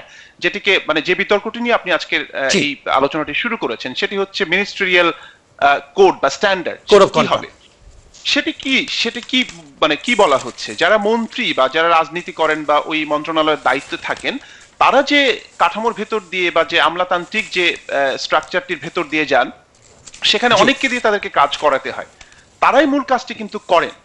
নেতা তো নেতৃত্ব দেন, মন্ত্রীর কাজটা কি? মন্ত্রী হচ্ছে নেতৃত্ব দেবেন, এক ধরনের দিক নির্দেশনা দেবেন, তিনি পার্লামেন্টে গিয়ে আইন প্রণয়ন করবেন, কিন্তু মূল এক্সিকিউট কাজ যেটি করার সেটি কিন্তু খুব গুরুত্বপূর্ণ, এবং এটির কিন্তু এক ধরনের চেক অ্যান্ড ব্যালেন্সের ভেতর দিয়ে কিন্তু রাষ্ট্র পরিচালিত হয়। তো সেই জায়গাটিতে প্রীতি প্যাটেল যেটি করলেন, যাদেরকে তিনি কাজ করাবেন, যেহেতু তিনি মন্ত্রী, একটু ক্ষমতার যে হায়ারার্কি সেই জায়গাটিতে তিনি যেহেতু একটু মানে কি বলবো যে মিশেল ফুকোর যে ক্ষমতা তত্ত্ব সেই অনুযায়ী চালকের আসনে বসে আছেন, তো কাজেই তিনি তাদেরকে দিয়ে তার ভাষায় কাজ করিয়ে নেয়ার নামে তাদের সঙ্গে মানে অপ্রত্যাশিত ধরনের দুর্ব্যবহার করেছেন এবং সেটি দিনের পর দিন করেছেন, এবং ব্রিটেনের মতো একটি সভ্য দেশে এটি কোনোভাবেই গ্রহণযোগ্য নয়। এই বিষয়টি যখন ফ্ল্যাগ আপ করা হলো, অর্থাৎ এই বিষয়গুলো যারা মনিটর করছিলেন সেই সিভিল সার্ভেন্টরা যখন এই বিষয়গুলো নিয়ে কথা বলা শুরু করলেন বা অনেকেই যখন অভিযোগ উত্থাপন করলেন, তখন সেটি নিয়ে একটা প্রাথমিক তদন্ত হলো, এবং তদন্তের পর দেখা গেল যে অভিযোগের সত্যতা প্রমাণিত হয়েছে এবং অনেক কিছু একেবারে প্রকাশ্যে এসছে, এবং সেগুলোকে আর ঢাকার কোনো সুযোগ থাকলো না। এবং প্রীতি প্যাটেলের যে চারিত্রিক বৈশিষ্ট্য, তার যে ব্যক্তিত্ব, তাতে করে তিনি খুব সহজেই ক্ষমা চাইবেন এটি কিন্তু মনে করার কোনো কারণ নেই। তিনি জানেন যে তিনি এটি করেছেন এবং আগে ভাগে তিনি এক ধরনের ব্যাকফুটে চলে গেছেন। অর্থাৎ এই যে তদন্তের প্রাথমিক যে প্রতিবেদন, সেই প্রতিবেদনে প্রমাণিত হয়েছে তিনি বুলি করেছেন, হ্যারাস করেছেন তার সহকর্মীদেরকে, যেটি এই দেশের বাস্তবতা গ্রহণযোগ্য নয়। আবারও বলছি, একই সঙ্গে তিনি বুঝতে পেরে তিনি দুঃখ প্রকাশ করেছেন। মজার ব্যাপারটা হচ্ছে যে মাননীয় প্রধানমন্ত্রী বরিস জনসন তিনি পুরো বিষয়টিকে শব্দের খেলা দিয়ে, এবং তিনি যেহেতু প্রীতি প্যাটেলকে তার দরকার, সেই কারণে তিনি তাকে এক ধরনের বাঁচিয়ে নিচ্ছেন। এবং এখানে কিন্তু আইনের একটা ছোট্ট কি বলবো যে ফাঁক রয়েছে। ফাঁকটা কি? সেটি হচ্ছে যে যদি প্রমাণিত হয়ও, কিন্তু প্রধানমন্ত্রীর যদি আস্থা থাকে ওই মন্ত্রীর উপরে, তাহলে তাকে পদত্যাগ না করলেও চলবে। তো সেই সুবিধা নিয়ে তিনি এখনো রয়ে গেছেন। কিন্তু সবচেয়ে মজার ব্যাপারটা কি দেখেন, যে আপনি যদি এটা লেগাসিটা দেখেন, এই প্রীতি প্যাটেল কিন্তু এর আগেও মিনিস্ট্রিয়াল কোড ভেঙেছেন, স্ট্যান্ডার্ড ভেঙেছেন। তিনি ইসরায়েলের সরকারের সঙ্গে গিয়ে বৈঠক করেছেন। এবং আপনি যদি তার জীবন আচরণ দেখেন, মানে একজন মন্ত্রীকে বা একজন রাজনীতিবিদকে যখন আপনি বিচার করবেন, তার একটি কাজকে যখন আপনি বিশ্লেষণ করবেন, তখন কিন্তু শুধুমাত্র ওই পার্টিকুলার বিষয়টি নিয়ে কথা বলার সুযোগ নেই। আপনাকে দেখতে হবে যে তার ব্যাকগ্রাউন্ডটা কি, তিনি কিভাবে চিন্তা করেন। তিনি মার্গারেট থ্যাচারের ভীষণ রকমের ফ্যান, তাকে দেখে তিনি রাজনীতিতে এসেছেন। এবং বিভিন্ন সময় যে ডানপন্থী যে বিষয়গুলো এদেশের রাজনীতিতে সাংঘাতিক রকমের বিভাজন তৈরি করেছে, বৈষম্য তৈরি করেছে, যেমন ধরা যাক এই যে ইউরোপিয়ান ইউনিয়ন থেকে বেরিয়ে আসার যে ক্যাম্পেইন, সেই জায়গাটিতেও কিন্তু প্রীতি প্যাটেল লিভের পক্ষে এমন একটি অবস্থান নিয়েছেন এবং এমন ভাবে ক্যাম্পেইন করেছেন, তাতে করে বোঝা যায় যে তিনি আসলে সহাবস্থান বা ডাইভার্সিটি এই বিষয়গুলোর পক্ষে নন। তিনি এক ধরনের কট্টর অবস্থানবাদী একজন মানুষ। তো এরকম একজন মানুষকে বরিস জনসন যখন সমর্থন করেন, এবং তার যে বলবো যে এটা তো শুধু ভুল বা ত্রুটি হিসেবে নয়, এটা একটা অপরাধের পর্যায়ে পড়ে। সেই অপরাধ। ধন্যবাদ। আমি আপনার কাছে আবারও ফিরে আসবো। আমরা বুঝতে পেরেছি, আমরা একটু উদয় শঙ্কর দাস যেতে চাই। উদয় শঙ্কর দা, আপনি তো জানেন প্রীতি প্যাটেল 1972 সালে লন্ডনেই জন্ম নিয়েছেন। নিশ্চয়ই এটাও জানেন যে উনি উনার প্যারেন্টস যদিও ভারতের গুজরাট থেকে মাইগ্রেট করেন উগান্ডাতে, ওখান থেকে এখানে আসেন, তারপরে উনি এখানে পড়াশোনা করেই সরকারি কনজারভেটিভ পার্টির সাথে যুক্ত হওয়ার পরে তারপরে অনেকগুলো ধাপ পেরে 2010-এ প্রথম এমপি নির্বাচিত হন। এবং আপনারা যেরকম বলার চেষ্টা করেছিলেন বুলবুল ভাই, যে এই বিষয়ে ওনার আরও কিছু অভিযোগ ছিল, উনি পদত্যাগ করতেও একবার বাধ্য হয়েছিলেন। কি কারণে আপনি কি মনে করেন যে এখনো প্রধানমন্ত্রী বরিস জনসন তাকে ক্যাবিনেট এখনো রেখেছেন? হ্যাঁ, বুলবুলের কথাগুলো মন দিয়ে শুনছিলাম। যে কোনো অন্য পরিস্থিতিতে যে কোনো মন্ত্রী পদত্যাগ করতেন, এই যে কোনো অন্য পরিস্থিতিতে যে কোনো প্রধানমন্ত্রী এই মন্ত্রীকে বরখাস্ত না করলেও পদ থেকে সরে যেতে বলতেন। সেটাই আমরা কিন্তু পাশ্চাত্যের গণতন্ত্রগুলোতে দেখেছি। কিন্তু এবার একটু ব্যতিক্রম হচ্ছে এই কারণে যে আমার মনে হয় সম্প্রতি ডমিনিক কামিন্সকে 10 নম্বর ডাউনিং স্ট্রিট থেকে চলে যেতে হয়েছে, কমিউনিকেশন ডিরেক্টরকে চলে যেতে হয়েছে, এবং এই রিপোর্টটা বেরোয়ার পর বরিস জনসন সত্যি একটা অসুবিধায় ছিলেন যে কি করবেন, কারণ সামনে 2 তারিখের মধ্যে লকডাউনটা শেষ হয়ে যাবে, অর্থনৈতিক অবস্থা খুব ভালো নেই, এর মধ্যে সরকারের ভেতর বিশেষ করে হোম সেক্রেটারির মতো একটা পদের যদি মানে মন্ত্রীকে বরখাস্ত করতে হয়, আবার নতুন একজন লোক আনতে হয়, এবং হোম সেক্রেটারির পদটা সবসময় একটু জটিল এবং বিতর্কিত সবসময় থেকে যায়, যদিও আমরা ওটা ডিসিশন মেকিং এর ক্ষেত্রে দেখেছি। উনি একটু সময় নিতে চেয়েছেন। তবে আমার মনে হয় যে এই মন্ত্রিসভায় প্রীতি প্যাটেলের দিন বোধহয় এখন হাতে। এটা হয়তো আমরা দেখবো, কিন্তু উদয়দা প্রশ্ন ছিল যে আপনি আসলে কি দেখেন যে তার নামে যে অভিযোগগুলো করা হচ্ছে, এই অভিযোগগুলো কি খুব গুরুতর মনে হয়? আমরা আগেও দেখেছি যে অনেকেই পদত্যাগ করেছেন, সেগুলো ধরেন অর্থ বা নীতিগত ডিসিশন মেকিং এর ক্ষেত্রে। এটা হচ্ছে তার আচরণের জন্য, এবং বুলবুল যেটা সুন্দর করে বুঝিয়ে দিয়েছিলেন যে কি করেছেন। কিন্তু এই যে অশোভন আচরণটা, এবং আমি বেশ কয়েকটা রিপোর্টও পড়ছিলাম এবং অনেক সূত্রের খবরও আমি দেখেছি যে তিনি খুবই অশোভন শব্দ ব্যবহার করেছেন। আমি ক্ষমা চেয়ে নিচ্ছি এই শব্দটা বলার জন্য, ইংরেজিতে আমরা বলি এফ ওয়ার্ড। উনি এফ ওয়ার্ড পর্যন্ত ব্যবহার করেছেন সিভিল সার্ভেন্টদের ব্যাপারে। সুতরাং এটা কোনোদিন এটা একটা বড় বিষয়। এখানকার সোসাইটিতে আমি অনেক সময় এই ওয়ার্ডটা ইউজ করতে অনেকেই দেখি, এবং পিতে পেটেলও বলেছেন, দুঃখ প্রকাশ করেছেন এই তার ব্যবহারে কেউ যদি অসন্তুষ্ট হয়ে থাকে সেজন্য সে দুঃখ প্রকাশ করেছেন। হ্যাঁ, দুঃখ প্রকাশের ব্যাপারটা বুলবুল যেটা বলছেন, উনি দুঃখ প্রকাশ করেছেন কেন? হ্যাঁ, ওনাকে জিজ্ঞেস করা হয়েছে তাহলে আপনি দুঃখ প্রকাশ করলেন কেন? বলে আমি দুঃখ প্রকাশ করেছি বিকজ অফ মাই ফ্রাস্ট্রেশন। ফ্রাস্ট্রেশনটা কেন? ফ্রাস্ট্রেশন হচ্ছে যে উনি ওনার কাজগুলো ঠিক মতো এগোতে পারছেন না, সেই কারণেই কিন্তু তিনি দুঃখ প্রকাশ করেছেন। তিনি অশোভন আচরণটা করেছেন ফ্রাস্ট্রেশন থেকে, উনি সেটা বলেছেন। এবং এইটা কতটা গ্রহণযোগ্য সেটাও কিন্তু আমাদের চিন্তা করতে হবে। আপনার কাছে কি মনে করেন, এটা কি গ্রহণযোগ্য? বলেছেন বিকজ অফ ফ্রাস্ট্রেশন। হ্যাঁ বলুন, আপনি কি মনে করেন মানে ওনার ফ্রাস্ট্রেশনটা কি যৌক্তিক না? যৌক্তিক হতেই পারে, নাও হতে পারে, কিন্তু আমার কথা হচ্ছে যে যৌক্তিক হোক আর যৌক্তিক না হোক, আমি এই ধরনের আচরণ তো করতে পারি না, এই ধরনের অশোভন আচরণ তো আমি করতে পারি না। যদি ফ্রাস্ট্রেশন থাকেও তাহলে সহকর্মীদের বলতে হবে যে আমার ফ্রাস্ট্রেশনটা আছে, এইভাবে কাজগুলো এগোচ্ছে না। কিন্তু তাই বলে আমি তো মানে ইংরেজিতে বলতে পারি না অশোভন আচরণ। আমি একটু ব্যারিস্টার জিল্লুর রহমানের কাছে একটু যেতে চাই। জিল্লুর রহমান, আপনার কাছে জানার ইচ্ছা যে কোড অফ কন্ডাক্ট গুলো কি আসলে এখানে। আর একটা বিষয় আপনার সাথে যুক্ত করে নিই, যেটা হচ্ছে যে এর আগেও অনেকে পদত্যাগ করেছেন, এর বাইরেও পিতে প্যাটেল সম্পর্কে নিশ্চয়ই আপনি জানেন যে আগে পরে উনি অনেকগুলো কাজ করেন, এরপরও পিএম তাকে সরাচ্ছে না বা সরানোর কথা চিন্তা না করে তাকে সাপোর্ট করেছে। উপরন্তু দেখা গেছে যে অ্যালেক্স, আপনি জানেন স্যার অ্যালেক্স অ্যালান, যিনি কিনা তদন্ত করেছেন, তাকে বলেছে যে তদন্তটা একটু সফট করার জন্য, যাতে এই ধরনের কথা কি পিএম কি সাধারণত এই দেশে আমরা দেখি কিনা? এটা ধন্যবাদ। আসলে এই বিষয়টা বুলবুল যা বলেছে, তার আচরণ কিন্তু আজকে নয়, এটা শেষ বা মানে সর্বপ্রথম নয়। সে যেমন, আমি একজন লয়ার হিসেবে বলছি, সে অ্যাসাইলাম সিকারদেরকে যে লয়াররা হেল্প করছে দেশে, হ্যাঁ, লক্ষ লক্ষ, তাদের ব্যাপারে উনি অপ্রত্যাশিত মন্তব্য করেছেন এবং পরে আবার সরি বলেছেন। হ্যাঁ, সরি বলেছেন। নট অনলি দ্যাট, আমি একটা জিনিস বলতে চাই, আপনি কোড অফ কন্ডাক্ট বলার আগে যেমন গতকাল চ্যান্সেলর ঋষি সাং কি বলছে, ডিফেন্ড করছে তাকে, প্যাটেলকে defended Patel on Sunday, saying minister something had to be direct in pushing forward change. হ্যাঁ, এই ধরনের, এবং মিনিস্ট্রিয়াল কন্ডাক্ট গুলোতে আসছে একটা প্রথম কোডে বলছে minister should be professional in their working relationship with the civil servants and treat all those with whom they come into the contact with the consideration and respect. আরেকটা মিনিস্ট্রিয়াল কন্ডাক্ট কোডে বলছে harassing, bullying and other inappropriate and discriminating behavior wherever it takes a place in not inconsistent and with the ministerial code. এইগুলা তো পরিষ্কার একেবারে। এবং এটা মানে প্রাইম মিনিস্টার অফিস থেকে যে স্ট্যান্ডার্ড কমিটি, মিনিস্ট্রিয়াল স্ট্যান্ডার্ড কমিটির চিফ, যাকে অ্যালেক্সকে যে ইয়ে দিলেন, ইনকোয়ারি করার রিপোর্ট দিলেন, ইনকোয়ারি রিপোর্টটা তো ডাইরেক্ট প্রুফ হলো, সে ইয়ে করেছে। এরপরে প্রাইম মিনিস্টার বলছে সে তো সরি বলেছে।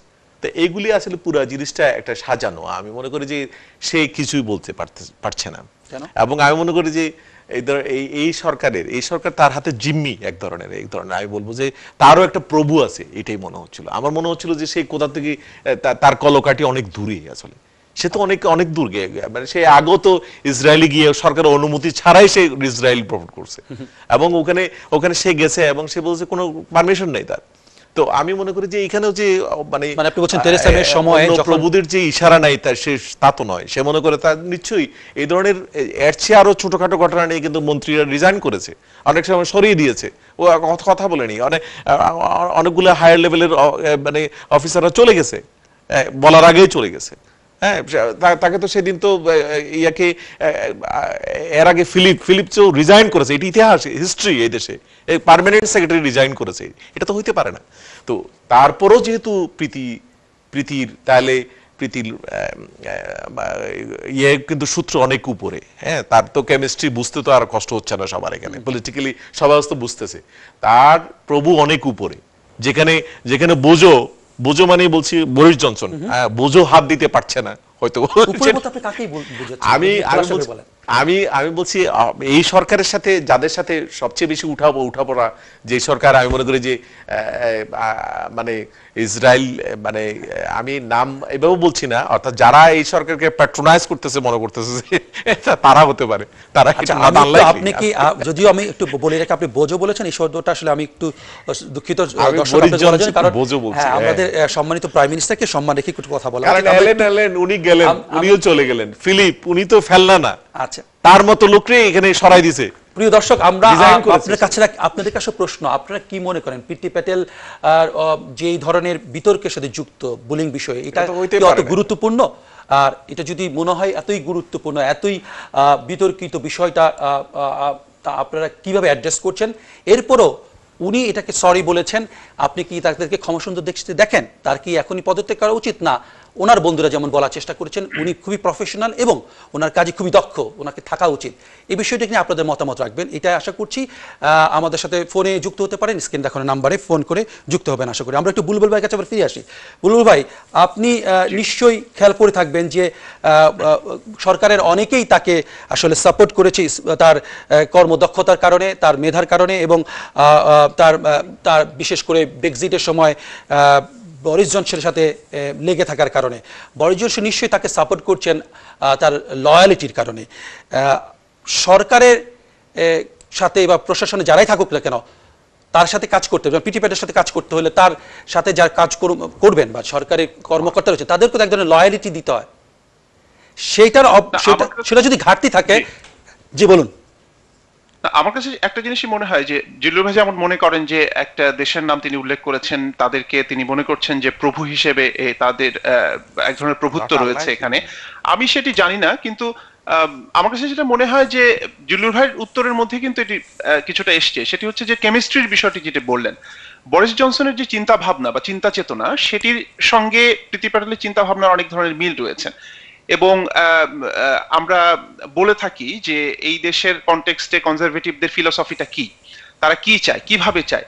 বরিস জনসন যা কিছু যেভাবে চেয়েছেন, প্রীতি প্যাটেলের সেই চাওয়াটা কিন্তু অনেকটাই মিলে গেছে, এবং মিলে যাওয়ার কারণেই কিন্তু বরিস জনসন মনে করছেন যে তার ক্যাবিনেটে এরকম একজন বিশ্বস্ত এবং আইডিওলজিক্যালি অ্যালাইন্ড একজন মানুষের খুব প্রয়োজন। সাজিদ জাভেদ যে কারণে থাকতে পারেননি, তার কাছে মনে হয়েছে যে একটি পর্যায়ে এসে বরিস জনসন যেভাবে কাজ করছেন, যা কিছু করছেন, সেটিকে তিনি সমর্থন করতে পারছেন না। এবং এখানে আত্মসম্মান বোধের একটা ব্যাপার রয়েছে কিন্তু, যে আপনারা সম্মানের জায়গাটাকে রেখে আপনি চলে যাবেন, প্রীতি প্যাটেল কিন্তু সেই কাজটিও করেন না। তো কাজেই বরিস জনসন এবং প্রীতি প্যাটেলের মধ্যে আমি এক ধরনের বৈশিষ্ট্যগত মিল খুঁজে পাই, যে কারণে তাদের যে এই যে আপনাকে একটু থামাতে হচ্ছে, আমরা একটু বিরতিতে যেতে হচ্ছে, বিরতির পরে এসে আমরা আপনাকে দিয়ে শুরু করব। প্রিয় দর্শক, ছোট্ট একটা বিরতি যাচ্ছি, বিরতির পর আবারও দেখা হবে, সঙ্গে থাকুন। চলছে তো আপনার আলোচনা।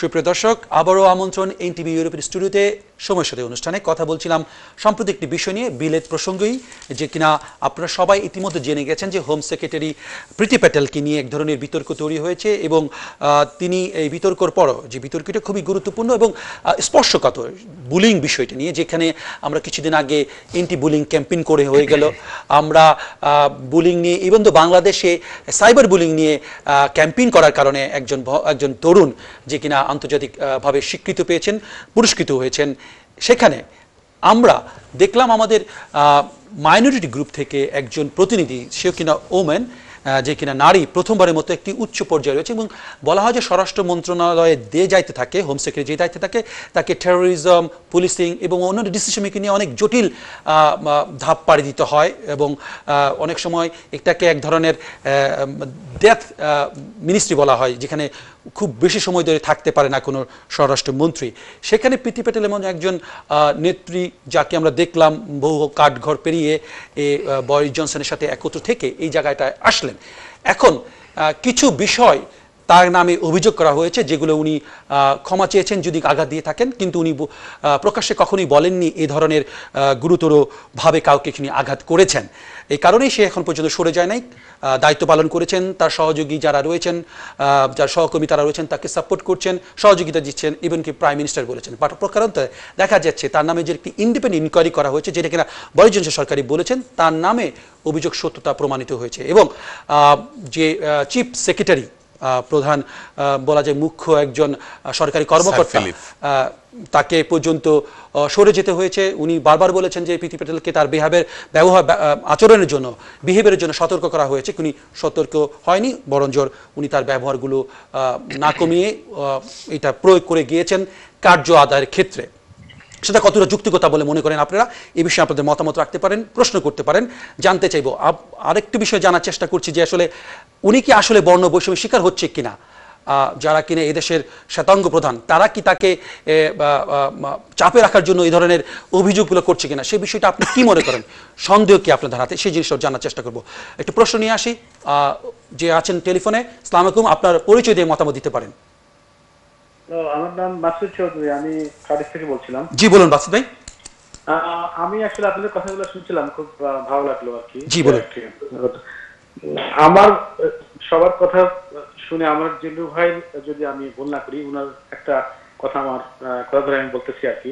উনি অনেকগুলা মিনিস্ট্রিয়াল কোড উনি কিন্তু ভঙ্গ করেছেন আগে। আচ্ছা। তো আমার কাছে লাগে আর কি, আমার মনে হয় আর কি, যেহেতু উনি অনেকগুলো মিস্টেক করেছেন এর আগে, এত মিস্টেক করে কেউ থাকতে পারে না আমার এই কোন পার্টিতে। জি জি জি জি জি। যেখানে আপনার আমাদের ইয়ে থাকতে পারেননি, আমাদের লেবার পার্টি, বুঝছেন, একটা সাধারণ ইয়ে জেরেমি সাহেব। এখানে আমার মনে হয় যে বরিস জনসন তো সবকিছু না, কিন্তু ওনার পিছনে আমার মনে হয় একটা কমিটি আছে আর কি, যেটা আপনার মিনিস্ট্রিয়াল কমিটি আছে, যারা ডিসিশন নেয় আর কি, যে এখন কি হবে না হবে। সেখানে বরিস জনসনের কোনো হাত খুব কম। আমার মনে হয় ওই কমিটিটা ওনার খুব ইনফ্লুয়েন্স আছে ওখানে। ধন্যবাদ। দর্শক, আপনার মতামত পরিষ্কার। এবং ইনকোয়ারিতে যে কমিটি, মানে ওনার যে ইনকোয়ারি হয়েছিল, ওনার ওই ইনকোয়ারিতে কিন্তু ওনার ইনফ্লুয়েন্স আছে, ওই কমিটির ইনফ্লুয়েন্স খুব বেশি। ধন্যবাদ। দর্শক, আপনার মতামত পরিষ্কার। পরবর্তী কলার কাছে যাব। আপনি দর্শক শুনছেন? আচ্ছা, আমরা আশা করি কলার ফিরে আসবেন। আমরা একটু আলোচনায় যাই। আলোচনা প্রথমে বুলবুল ভাইকে যুক্ত করে নেব। বুলবুল শুনছেন? জি, শুনতে পাচ্ছি, বলুন। বুলবুল, আপনার কাছ থেকে আপনাকে কিছু মনে হয় কিনা কোনোভাবেই যে এর প্রীতি প্যাটেল একটা ষড়যন্ত্রের শিকার হচ্ছেন? না, এটা আমার কাছে মনে হয় না, এবং আমার কাছে খুব অবাক লাগে এই প্রশ্নটি যখন মানুষ আমাকে করে, বা এই প্রশ্নটিকে এভাবে মানুষ যখন প্লেসিং করার চেষ্টা করে যে এথনিক মাইনরিটির অন্তর্ভুক্ত, মুসলিম কমিউনিটির অন্তর্ভুক্ত, এই যে ভিকটিম কার্ডের যে ব্যাপারটা, হ্যাঁ, এগুলো আসলে খুব পুরনো হয়ে গেছে স্টাইলগুলো। মানে আপনি যদি অপরাধ করে থাকেন, ভুল করে থাকেন, আপনি ওই কনটেক্সটে আপনাকে বিচার করা হবে। আপনার ব্যাকগ্রাউন্ড কি সেটি দিয়ে আপনি অপরাধ থেকে বেরিয়ে আসার চেষ্টাটা, এটা আমার কাছে খুবই আপত্তিকর মনে হয়। মানে আপনি দেখেন যে প্রীতি প্যাটেল ভুল করেছে কি করেনি। যদি উত্তর হয় হ্যাঁ করেছে, তাহলে আপনি এই প্রশ্নটি কেন করছেন আমাকে, বা এই প্রশ্নটি নিয়ে কেন আমরা আলোচনা করছি? This is absurd, number one. Number two হচ্ছে যে যখন পার্লামেন্টে বসে সাদা যাদের গায়ের বর্ণ, তাদের কেউ কেউ পর্নোগ্রাফি দেখেন, এবং সেটি যখন ধরা পড়ে যায়, এবং তখন তাদেরকে যখন অপরাধের শাস্তি দেওয়া হয়, তখন তো আপনি বলেননি যে সাদা হিসেবে তিনি ভিকটিম হয়েছেন। একজন সাদা মন্ত্রী বা এমপি, তিনি যখন তার গাড়ির চালানোর সময় যে পয়েন্ট খেয়েছেন সেটি তার স্ত্রীকে দিয়ে দেন, এবং তিনি যখন সাজাপ্রাপ্ত হন, তখন তো আমরা বলি না যে তিনি এই কারণে ব্র্যাকেট বন্দী হচ্ছেন। কিন্তু যখন আপনার বাংলাদেশি কমিউনিটি, এথনিক মাইনরিটি থেকে কেউ একজন ভিকটিম হন, তখন এই কথাটা বলার জন্য আমরা উঠে পড়ে লেগে যাই যে তিনি একটা মাইনরিটি ব্যাকগ্রাউন্ড থেকে এসেছেন, সেই কারণে তিনি ভিকটিম হচ্ছেন। এই চর্চাটা না খুবই আমার কাছে খুব শ্যালো মনে হয়, হ্যাঁ। এবং প্রীতি প্যাটেলের ক্ষেত্রে এই জিনিসটি হয়নি। আমার কাছে সবচেয়ে যে জিনিসটা অবাক লাগে সেটি হচ্ছে যে প্রধানমন্ত্রী নিজে বলছেন যে তার সরকার বা তার যে রাষ্ট্র পরিচালনা, সেখানে বুলিং এর কোনো স্থান নেই। কিন্তু বুলিং এর জন্য যে তদন্ত কমিটি করা হলো, সেটি ইন্ডিপেন্ডেন্ট তদন্ত কমিটি। সেখানে প্রাথমিকভাবে প্রমাণিত হবার পরেও তিনি মন্ত্রিসভায় এই ভদ্র মহিলাকে রেখেছেন। এরকম স্ববিরোধিতা কিন্তু ব্রিটিশ ডেমোক্রেসিতে আপনি খুব একটা খুঁজে পাবেন না। বুলবুল, আমি আপনাকে এই পর্যায়ে একটু থামিয়ে, আমরা পাবো না থামিয়ে, আমরা একটু উদয় শঙ্করটার কাছে যাচ্ছি। আরো হাস্যকর ব্যাপার হচ্ছে যে বরিস জনসন আজকে একটা বিবৃতি দিয়েছেন মন্ত্রীদের উদ্দেশ্যে এবং চিফ সেক্রেটারিদের উদ্দেশ্যে, তারা যেন তাদের আচরণটা ফোকাসড রাখেন, তারা যেন তাদের আচরণের মধ্যে কোনো বুলিং না থাকে, এই সব কথা বলে। কিন্তু এই কথাগুলো বলার তো কোনো মানে হয় না যেখানে প্রীতি প্যাটেলকে তার পদে রেখে দিয়েছে। তবে এটাও ঠিক, আমি একটু যদি বুলবুলের সঙ্গে একটু দ্বিমত প্রকাশ করি, যদি তার ফ্রাস্ট্রেশনের কথা প্রীতি প্যাটেল বলেছিলেন, এবং প্রীতি প্যাটেল বেশ কিছু সমালোচনার সম্মুখীন হয়েছেন বিশেষ করে ইমিগ্রেশনের ব্যাপারে, এবং চ্যানেল থেকে ডিঙ্গি করে যে মাইগ্রেন্টরা আসছে তাদের ঠেকানো যাচ্ছে না, এবং এইটার ব্যাপারে কিন্তু তিনি একটা কঠোর ব্যবস্থা নিতে চেয়েছিলেন, এবং সেটা হচ্ছিল না বলে তিনি বিভিন্ন মহল থেকে কিন্তু বেশ সমালোচনার সম্মুখীন হয়েছিলেন। এই ফ্রাস্ট্রেশনটা তার ছিল, সেই ফ্রাস্ট্রেশনটা ওইভাবে বেরিয়ে এসছে কিনা, যদিও সেটা আসলে ওইভাবে বেরিয়ে আসা উচিত নয়, সেটাও একটু দেখতে হবে। আমরা তো শেষ পর্যন্ত মানুষ, ফ্রাস্ট্রেশন থেকেই ওটা চলে এসেছে। প্রশ্ন হচ্ছে যে আসলে কি এই রিপোর্টটা তো প্রকাশ হয়নি পূর্ণাঙ্গভাবে, আমরা একটু সামারি জানতে পারছি, রিপোর্টটা তো প্রকাশ করা হয়নি আসলে। সামারিতে যা দেখা গেছে, সামারিতে তো সেটা দেখা গেছে। সামারিতে কি যা কিছু দেখেছেন আপনার কাছে মনে হচ্ছে না যে এটা যথেষ্ট? সামারি যেটা বলছে, ক্লিয়ারলি বলছে যে একটা সিস্টেমেটিক অ্যাবিউজ, কিন্তু সিস্টেমেটিক অ্যাবিউজ কিন্তু ধারাবাহিকভাবে করে এসেছে। এটা একটা বেনিফিট অফ ডাউট প্রীতি প্যাটেলকে দেয়া যায় কিনা সেটাও কিন্তু অনেকে চিন্তা করছেন। আমি আবার বুলবুলের সঙ্গে একমত প্রকাশ করেই বলছি, কিন্তু কোন শ্বেতাঙ্গ, আমি এইভাবে বলতে চাই না, কিন্তু তবুও বলতে হচ্ছে, বিতর্কের খাতিরেই বলছি আমি, কোন শ্বেতাঙ্গ মন্ত্রী যদি এভাবে কোন শব্দগুলো ব্যবহার করতেন, হ্যাঁ, তাহলে এরকম একটা অভিযোগ এসে এরকম একটা রিপোর্ট বের হতো কিনা, কারণ এর আগে এরকম কখনো হয়নি, সেটাও আমি জানি না। এই বুলিং এর ব্যাপারটাকে আপনি আসলে উদয়দা, আপনি যদি একটু পরিষ্কার করার চেষ্টা করি, এই বুলিং এর কথা যেটা বলা হচ্ছে সেটা তো আসলে কোনো ইনস্টিটিউশনকে ব্যবহার করে উনি করেননি, এটা তো পার্সোনাল বিহেভিয়ারের কথা বলা হচ্ছে, এবং পার্সোনাল বিহেভিয়ারকে যদি বলি চেষ্টা করি, উনি কি সর্বত্র এই ব্যাপারটা ব্যবহার করছেন না স্পেসিফিক কোনো জায়গায় করার চেষ্টা করেছে?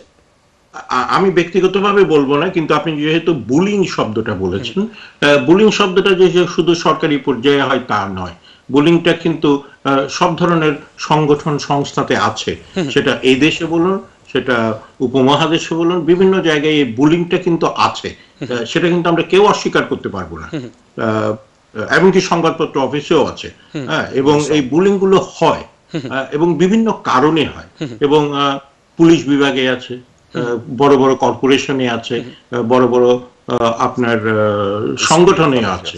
সুতরাং বুলিং কালচারটা যে নতুন সেটা কিন্তু নয়, সেটাকে আমি ভালো বলছি না, হ্যাঁ, কিন্তু এই কালচারটা আছে, সেটা থেকে আপনি কিভাবে বের হবেন সেটা সবাইকে চিন্তা করতে হবে, কিন্তু বুলিং যে নেই, বুলিং যে হয় না, সেটা কিন্তু আপনি বলতে পারবেন না।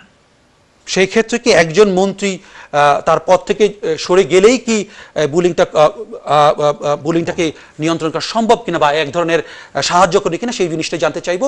একজন দর্শক রয়েছেন, আপনি আপনার মতামত দিতে পারেন পরিচয় দিয়ে। ওয়ালাইকুম সালাম, বলুন। আমার নাম মুজিবুল হক মনি। জি মনি ভাই, আসসালামু আলাইকুম। হ্যাঁ, আমি আলোচনাটা যে প্রীতি প্যাটেলের বিষয়ে আমি কথা বলতে যাচ্ছিলাম। মনি ভাই শুনছি, বলুন। হ্যাঁ, ওটা হচ্ছে গিয়ে যে প্রীতি প্যাটেলের উপরে আপনাকে আমরা হারিয়ে ফেলেছি, আপনি আবার ফিরে আসবেন বলে আশা করছি, কারণ কোনো কারণে আপনার মনি ভাই শুনছেন? হ্যাঁ, আমি শুনতে পাচ্ছি তো। জি বলুন, বলুন। আপনি আবার, আমরা হারিয়ে ফেলেছিলাম, আপনি আবার বলুন। আমি শুনতে পাচ্ছি, আমি শর্টকাট দিচ্ছি, আমার অভিমতটা দিচ্ছি, বলুন। সেটা হচ্ছে গিয়ে যে প্রীতি প্যাটেলের বিরুদ্ধে একটা অভিযোগ আসছে, উনি সরি বলছেন। আমি ওই দিন এলবিসি রেডিওতেও কথা বলেছিলাম এই ব্যাপারে, অনেকেই প্রীতি প্যাটেলকে সমর্থন করে কথা বলছিলেন যে এটা সাদাদের একটা মানে ওর প্রতি অন্যরকম একটা ভাব, এই জন্যই হয়তো এরকম হয়েছে, বা ওনাকে সাপোর্ট করতে চাচ্ছিলেন। তা আমার কথা হচ্ছে যে যখন উনি বলছেন সরি, তখন বলা যাবে যে অভিযোগটার মধ্যে সত্যতা রয়েছে। সেই ক্ষেত্রে আর কোনো উপায় নেই ওনাকে সাপোর্ট করার বা ইয়ে করার। আমার মনে হয় না যে এখানে আর কোনো যুক্তি থাকতে পারে যে প্রীতি প্যাটেলের। মনি ভাই, আপনাকে প্রশ্ন করি, আসলে মনি ভাই, একজন মানুষ সরি বলেছে, যদি দুঃখ পেয়ে থাকে কেউ এই কারণে, উনি তার তো দোষটা স্বীকার করেননি, দোষ স্বীকার করলে নিশ্চয়ই উনি পদত্যাগ করতেন। ওনার না, আপনার এই কথাটাও কিন্তু উনি বলেন না যে আমি দোষ স্বীকার করছি না, আমি কেউ আঘাত হয়ে থাকলে আমি মাফ। তাহলে আমার প্রশ্ন হচ্ছে, আপনি কি কারণে উনি এখনো সেই পজিশনে বহাল রয়েছেন? এটা কি প্রাইম মিনিস্টার তাকে থাকতে বলেছে, নাকি তার উচ্চাকাঙ্ক্ষা রয়েছে, নাকি she was suspended Natasha. by Theresa May because আপনারা জানেন একটু আগে আলোচনা হয়েছে যে এখানে একটু আলোচনা হয়েছে যে হ্যালো জি বলুন, শুনছি।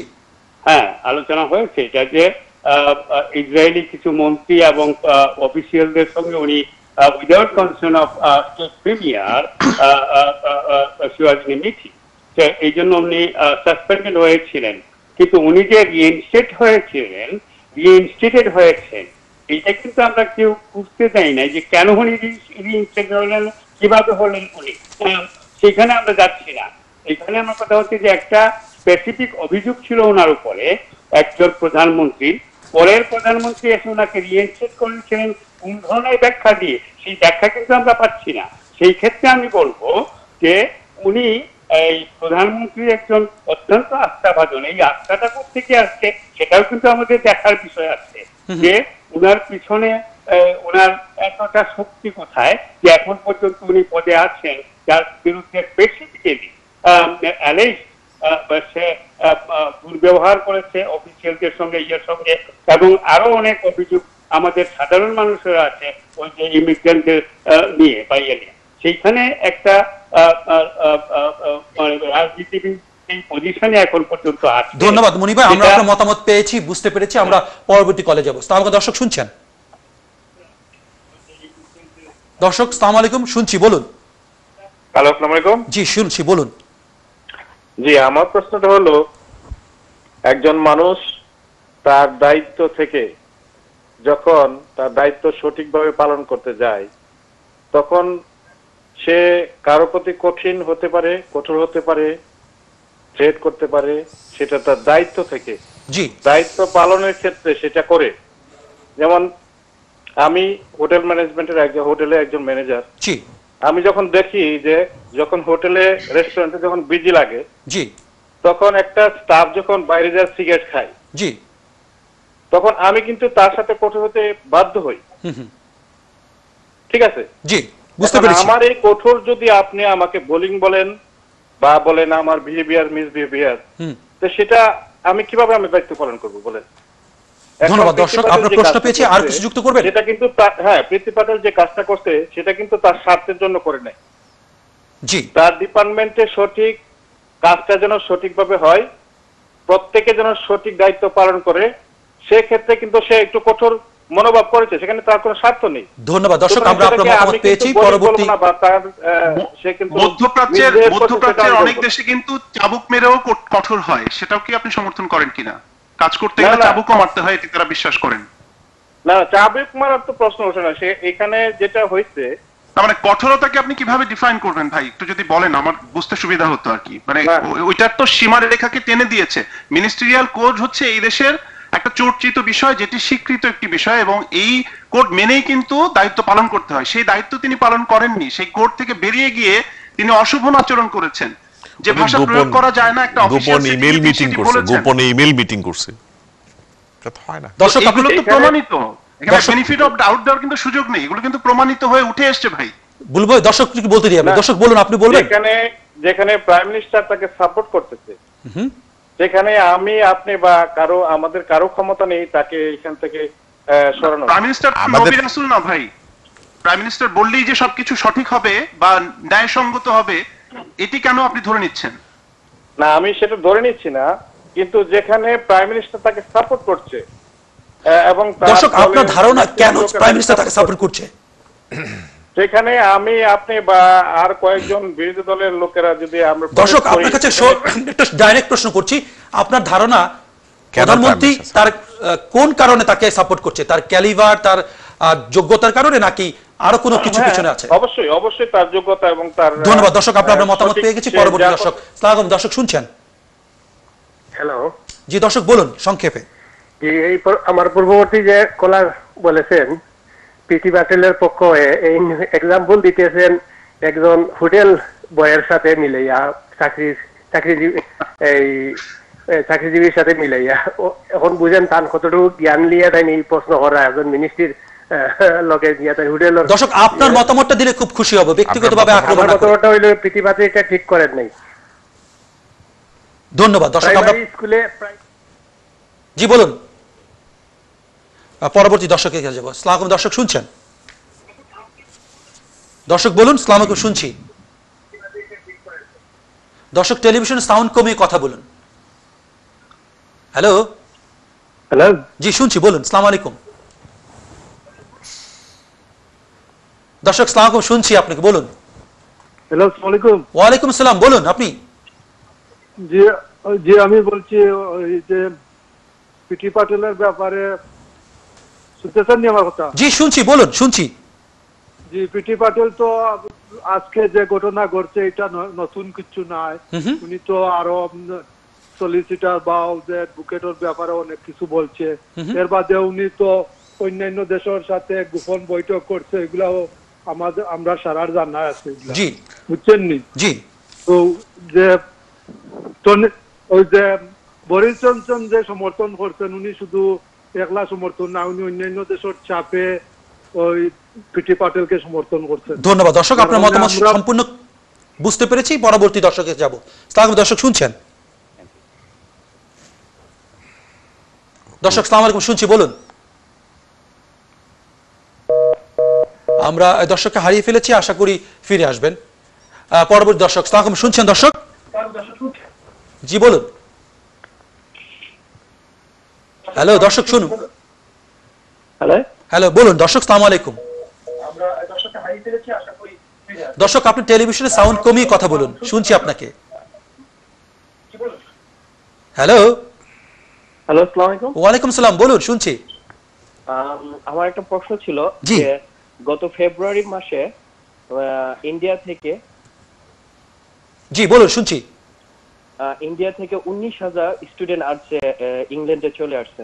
জি। বাংলাদেশ থেকে মাত্র আমার মনে হয় না যে 100 স্টুডেন্ট আসতে পারছে। জি। তাহলে পিটি প্যাটেল তার দায়িত্বটা কিভাবে সঠিকভাবে পালন করছে, এটা আমার প্রশ্ন আপনাদের কাছে। ধন্যবাদ দর্শক, আমরা প্রশ্নটা পেয়েছি। পরবর্তী দর্শক, আসসালামু আলাইকুম, শুনছেন? হ্যালো দর্শক, শুনছেন? আসসালামু আলাইকুম। আমরা আর কোনো অতিথিকে নিতে পারবো না। আশা করি আমাদের স্টুডিওতে যে অতিথি আছে তাদের সাথে কথা বলবো। আমরা সরাসরি একটু যেতে চাই মির্জা জিল্লুর রহমান। আপনি দুটো প্রশ্নই আপনি যদি দিতে চান উত্তর দিতে পারেন। আসলে আপনি কিভাবে দেখেন ইন্ডিয়া থেকে 19,000 স্টুডেন্ট আসছে বাংলাদেশে, সেই এইটার সাথে আসলে পিটি প্যাটেলের কোনো যোগসাযোগ আছে কিনা মনে করেন কিনা? আর এর বাইরে আপনাকে একটু প্রশ্নই করে রাখি, আসলে পিটি প্যাটেল কি আপনি ষড়যন্ত্রের শিকার মনে করছেন না?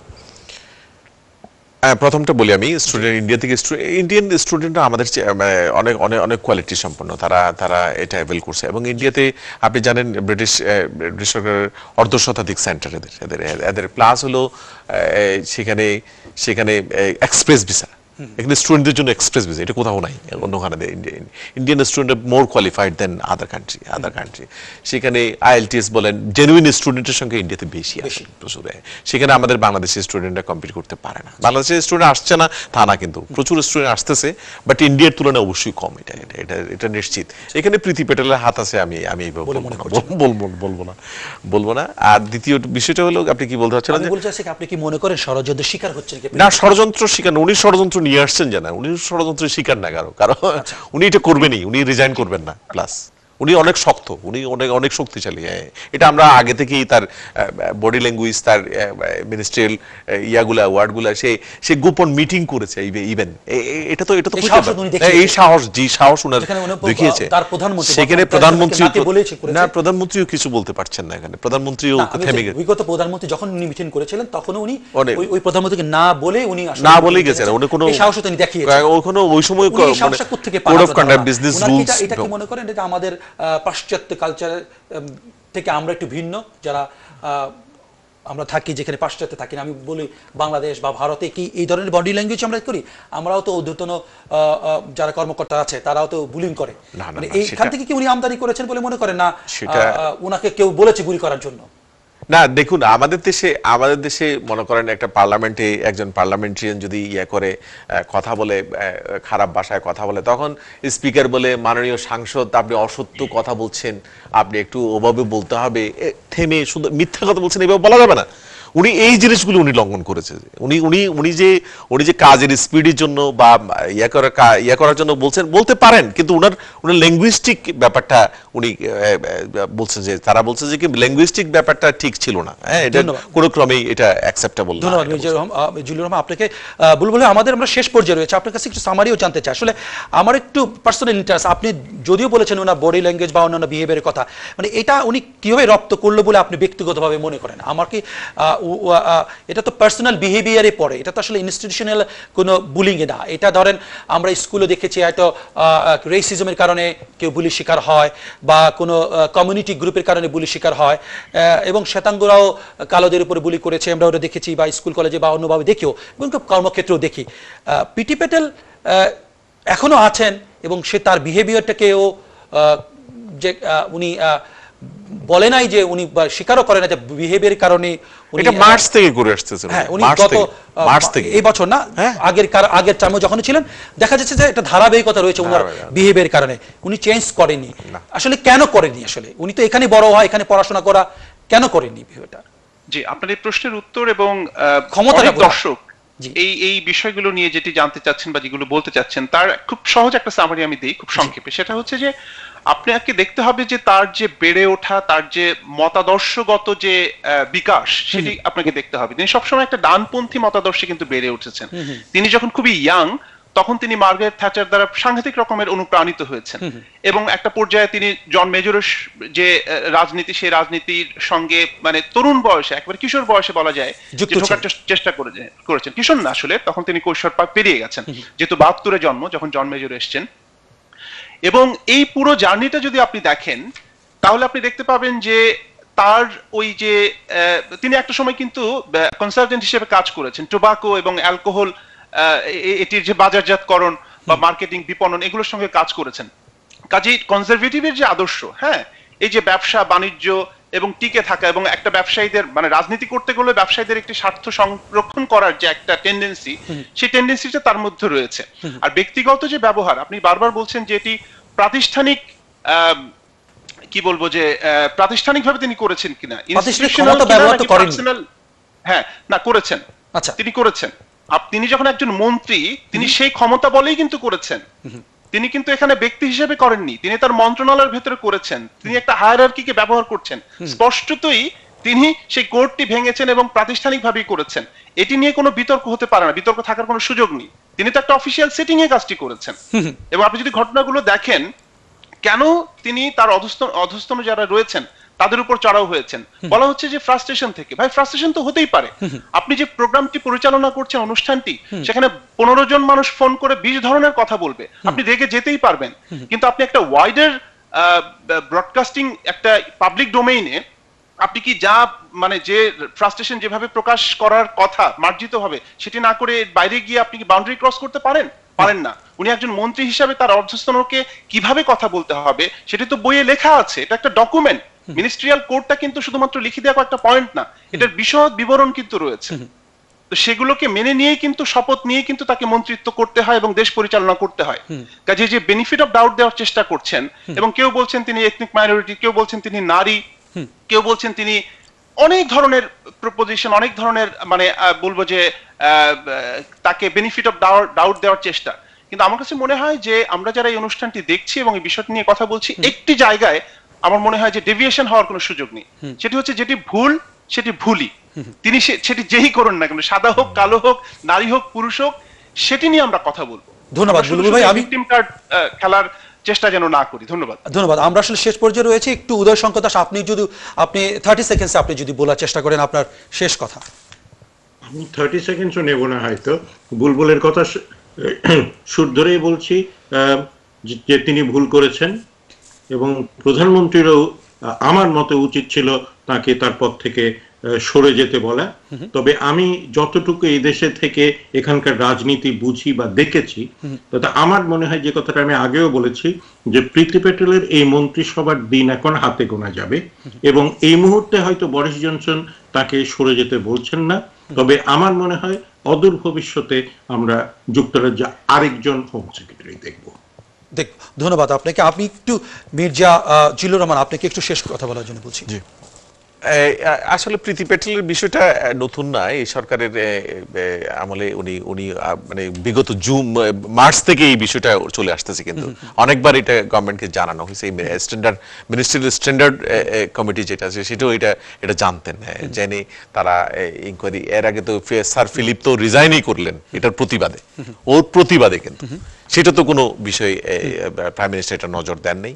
এবং আমি মনে করি প্রীতি প্যাটেল, হ্যাঁ উদয়দা যেটা বলছেন, উনি হয়তো রিজাইন করবেন যে কোনো কারণে, হয়তো রিসাপল হতে পারে, হয়তোবা ক্রিসমাসের পরে। এটাই আমি এভাবেই মনে করবো যে যদি না সরেন তাহলে বুঝে নিতে হবে যে উনার প্রভু, ওনাকে যারা পেছন থেকে ওনার কিছু যদি প্রভু থেকে থাকে তাহলে অবশ্যই উনি প্রভুর কথা ইন্টেনশনালি এটা করছেন। ধন্যবাদ আপনাকে। প্রিয় দর্শক, ভাই আপনাকে একটা লাইন বলার জন্য নিচ্ছি, সেটি হচ্ছে যে বারবার যে অনেকেই বলার চেষ্টা করছেন এবং আপনিও হয়তো একটু বলার চেষ্টা করছেন ভিকটিম হচ্ছেন কিনা। আপনি দেখেন সর্বশেষ যে স্পিকার হাউস অফ কমন্সের জন বার্কো, তিনি কিন্তু সাদা ছিলেন এবং তিনি কিন্তু এস্টাবলিশমেন্টের প্রতিনিধি কিন্তু এক ধরনের, কিন্তু তার বিরুদ্ধে কিন্তু বুলিং এর অভিযোগ উঠেছিল এবং সেটি নিয়েও কিন্তু তদন্ত হয়েছে। কাজেই এটি নিয়ে যে আগে কখনো হয়নি বা যারা নন হোয়াইট যারা ব্যাকগ্রাউন্ড তারাই শুধু এটি ভিকটিম হচ্ছে, এটি কিন্তু ঠিক নয়। ধন্যবাদ বুলবুল ভাই। আমরা আসলে জানার চেষ্টা করছিলাম যে কেউ নিরাপদ বা থেকে কেউ ভিকটিম হচ্ছে কিনা সেটাও জানার আসলে আজকে আলোচনা, আমরা একটা প্রাণবদ্ধ আলোচনা পেলাম। প্রিয় দর্শক জানেন আমরা কথা বলছিলাম যে করোনা ভাইরাসের প্রত্যাশা এবং বুলিং বিতর্কে কেন প্রীতি প্যাটেল, এই বিষয়টি নিয়ে সাথে যুক্ত ছিলেন বুলবুল হাসান, সাংবাদিক এবং লেখক, আরও ছিলেন উদয় শঙ্কর দাস, সাংস্কৃতিক ব্যক্তিত্ব এবং সাংবাদিক, সাথে ছিলেন মির্জা জিল্লুর রহমান, ব্যারিস্টার এবং সাংবাদিক। সবাইকে এত রাতে কষ্ট করে আমাদের সাথে স্টুডিওতে এবং স্টুডিও বাইরে যুক্ত হওয়ার জন্য অনেক অনেক অসংখ্য ধন্যবাদ। আগামী একটি পর্বে আপনাদের সাথে দেখা হবে। প্রিয় দর্শক, আপনারা জানেন সময়ের সাথে অনুষ্ঠানটি আমরা প্রতি সোমবার এখন থেকে রাত 10:30 থেকে শুরু করি এবং 12টায় শেষ হয়। আপনারা আগামী পর্ব দেখার থাকবেন আশা করি এবং আমাদের মূল্যবান মতামত রাখবেন এই প্রত্যয় ব্যক্ত করছি। আপনারা জানেন যে আমাদের আজকের আলোচনা থেকেই আমরা আলোচনা করার চেষ্টা করেছিলাম যে প্রীতি প্যাটেল একটি ব্যাকগ্রাউন্ড থেকে এসে, যে কিনা আমরা বলি মাইনরিটি ব্যাকগ্রাউন্ড থেকে এসে আমাদেরকে প্রতিনিধিত্ব করছেন, একটি রাষ্ট্রের একটি গুরুত্বপূর্ণ জায়গায় অধিষ্ঠিত হয়েছেন, পরিচালনা করার চেষ্টা করেছেন, কিন্তু তার কিছু ব্যক্তিগত ব্যবহার যা কিনা সরকারি কর্মকর্তাদেরকে অবশ্যই ব্যথিত করেছে এবং কিছু কিছু বিষয় এখানকার মূল যা আমাদের ব্রিটিশ ভ্যালুর সাথে যায় না এবং যা কিনা অন্য ক্ষেত্রে উস্কে দিতে পারে বলে মনে করা হয়। সেই কারণেও আমার প্যানেল থেকে মনে করেন যে উনিকে অতি শীঘ্রই অথবা চলে যাওয়া উচিত অথবা তার প্রধানমন্ত্রী তাকে সরিয়ে দেওয়া উচিত বলে মনে করেন। আগামী অনুষ্ঠান দেখার প্রত্যাশা রাখছি এবং দেখবেন বলে আশা করে এখানে শেষ করছি। আল্লাহ হাফেজ, শুভরাত্রি।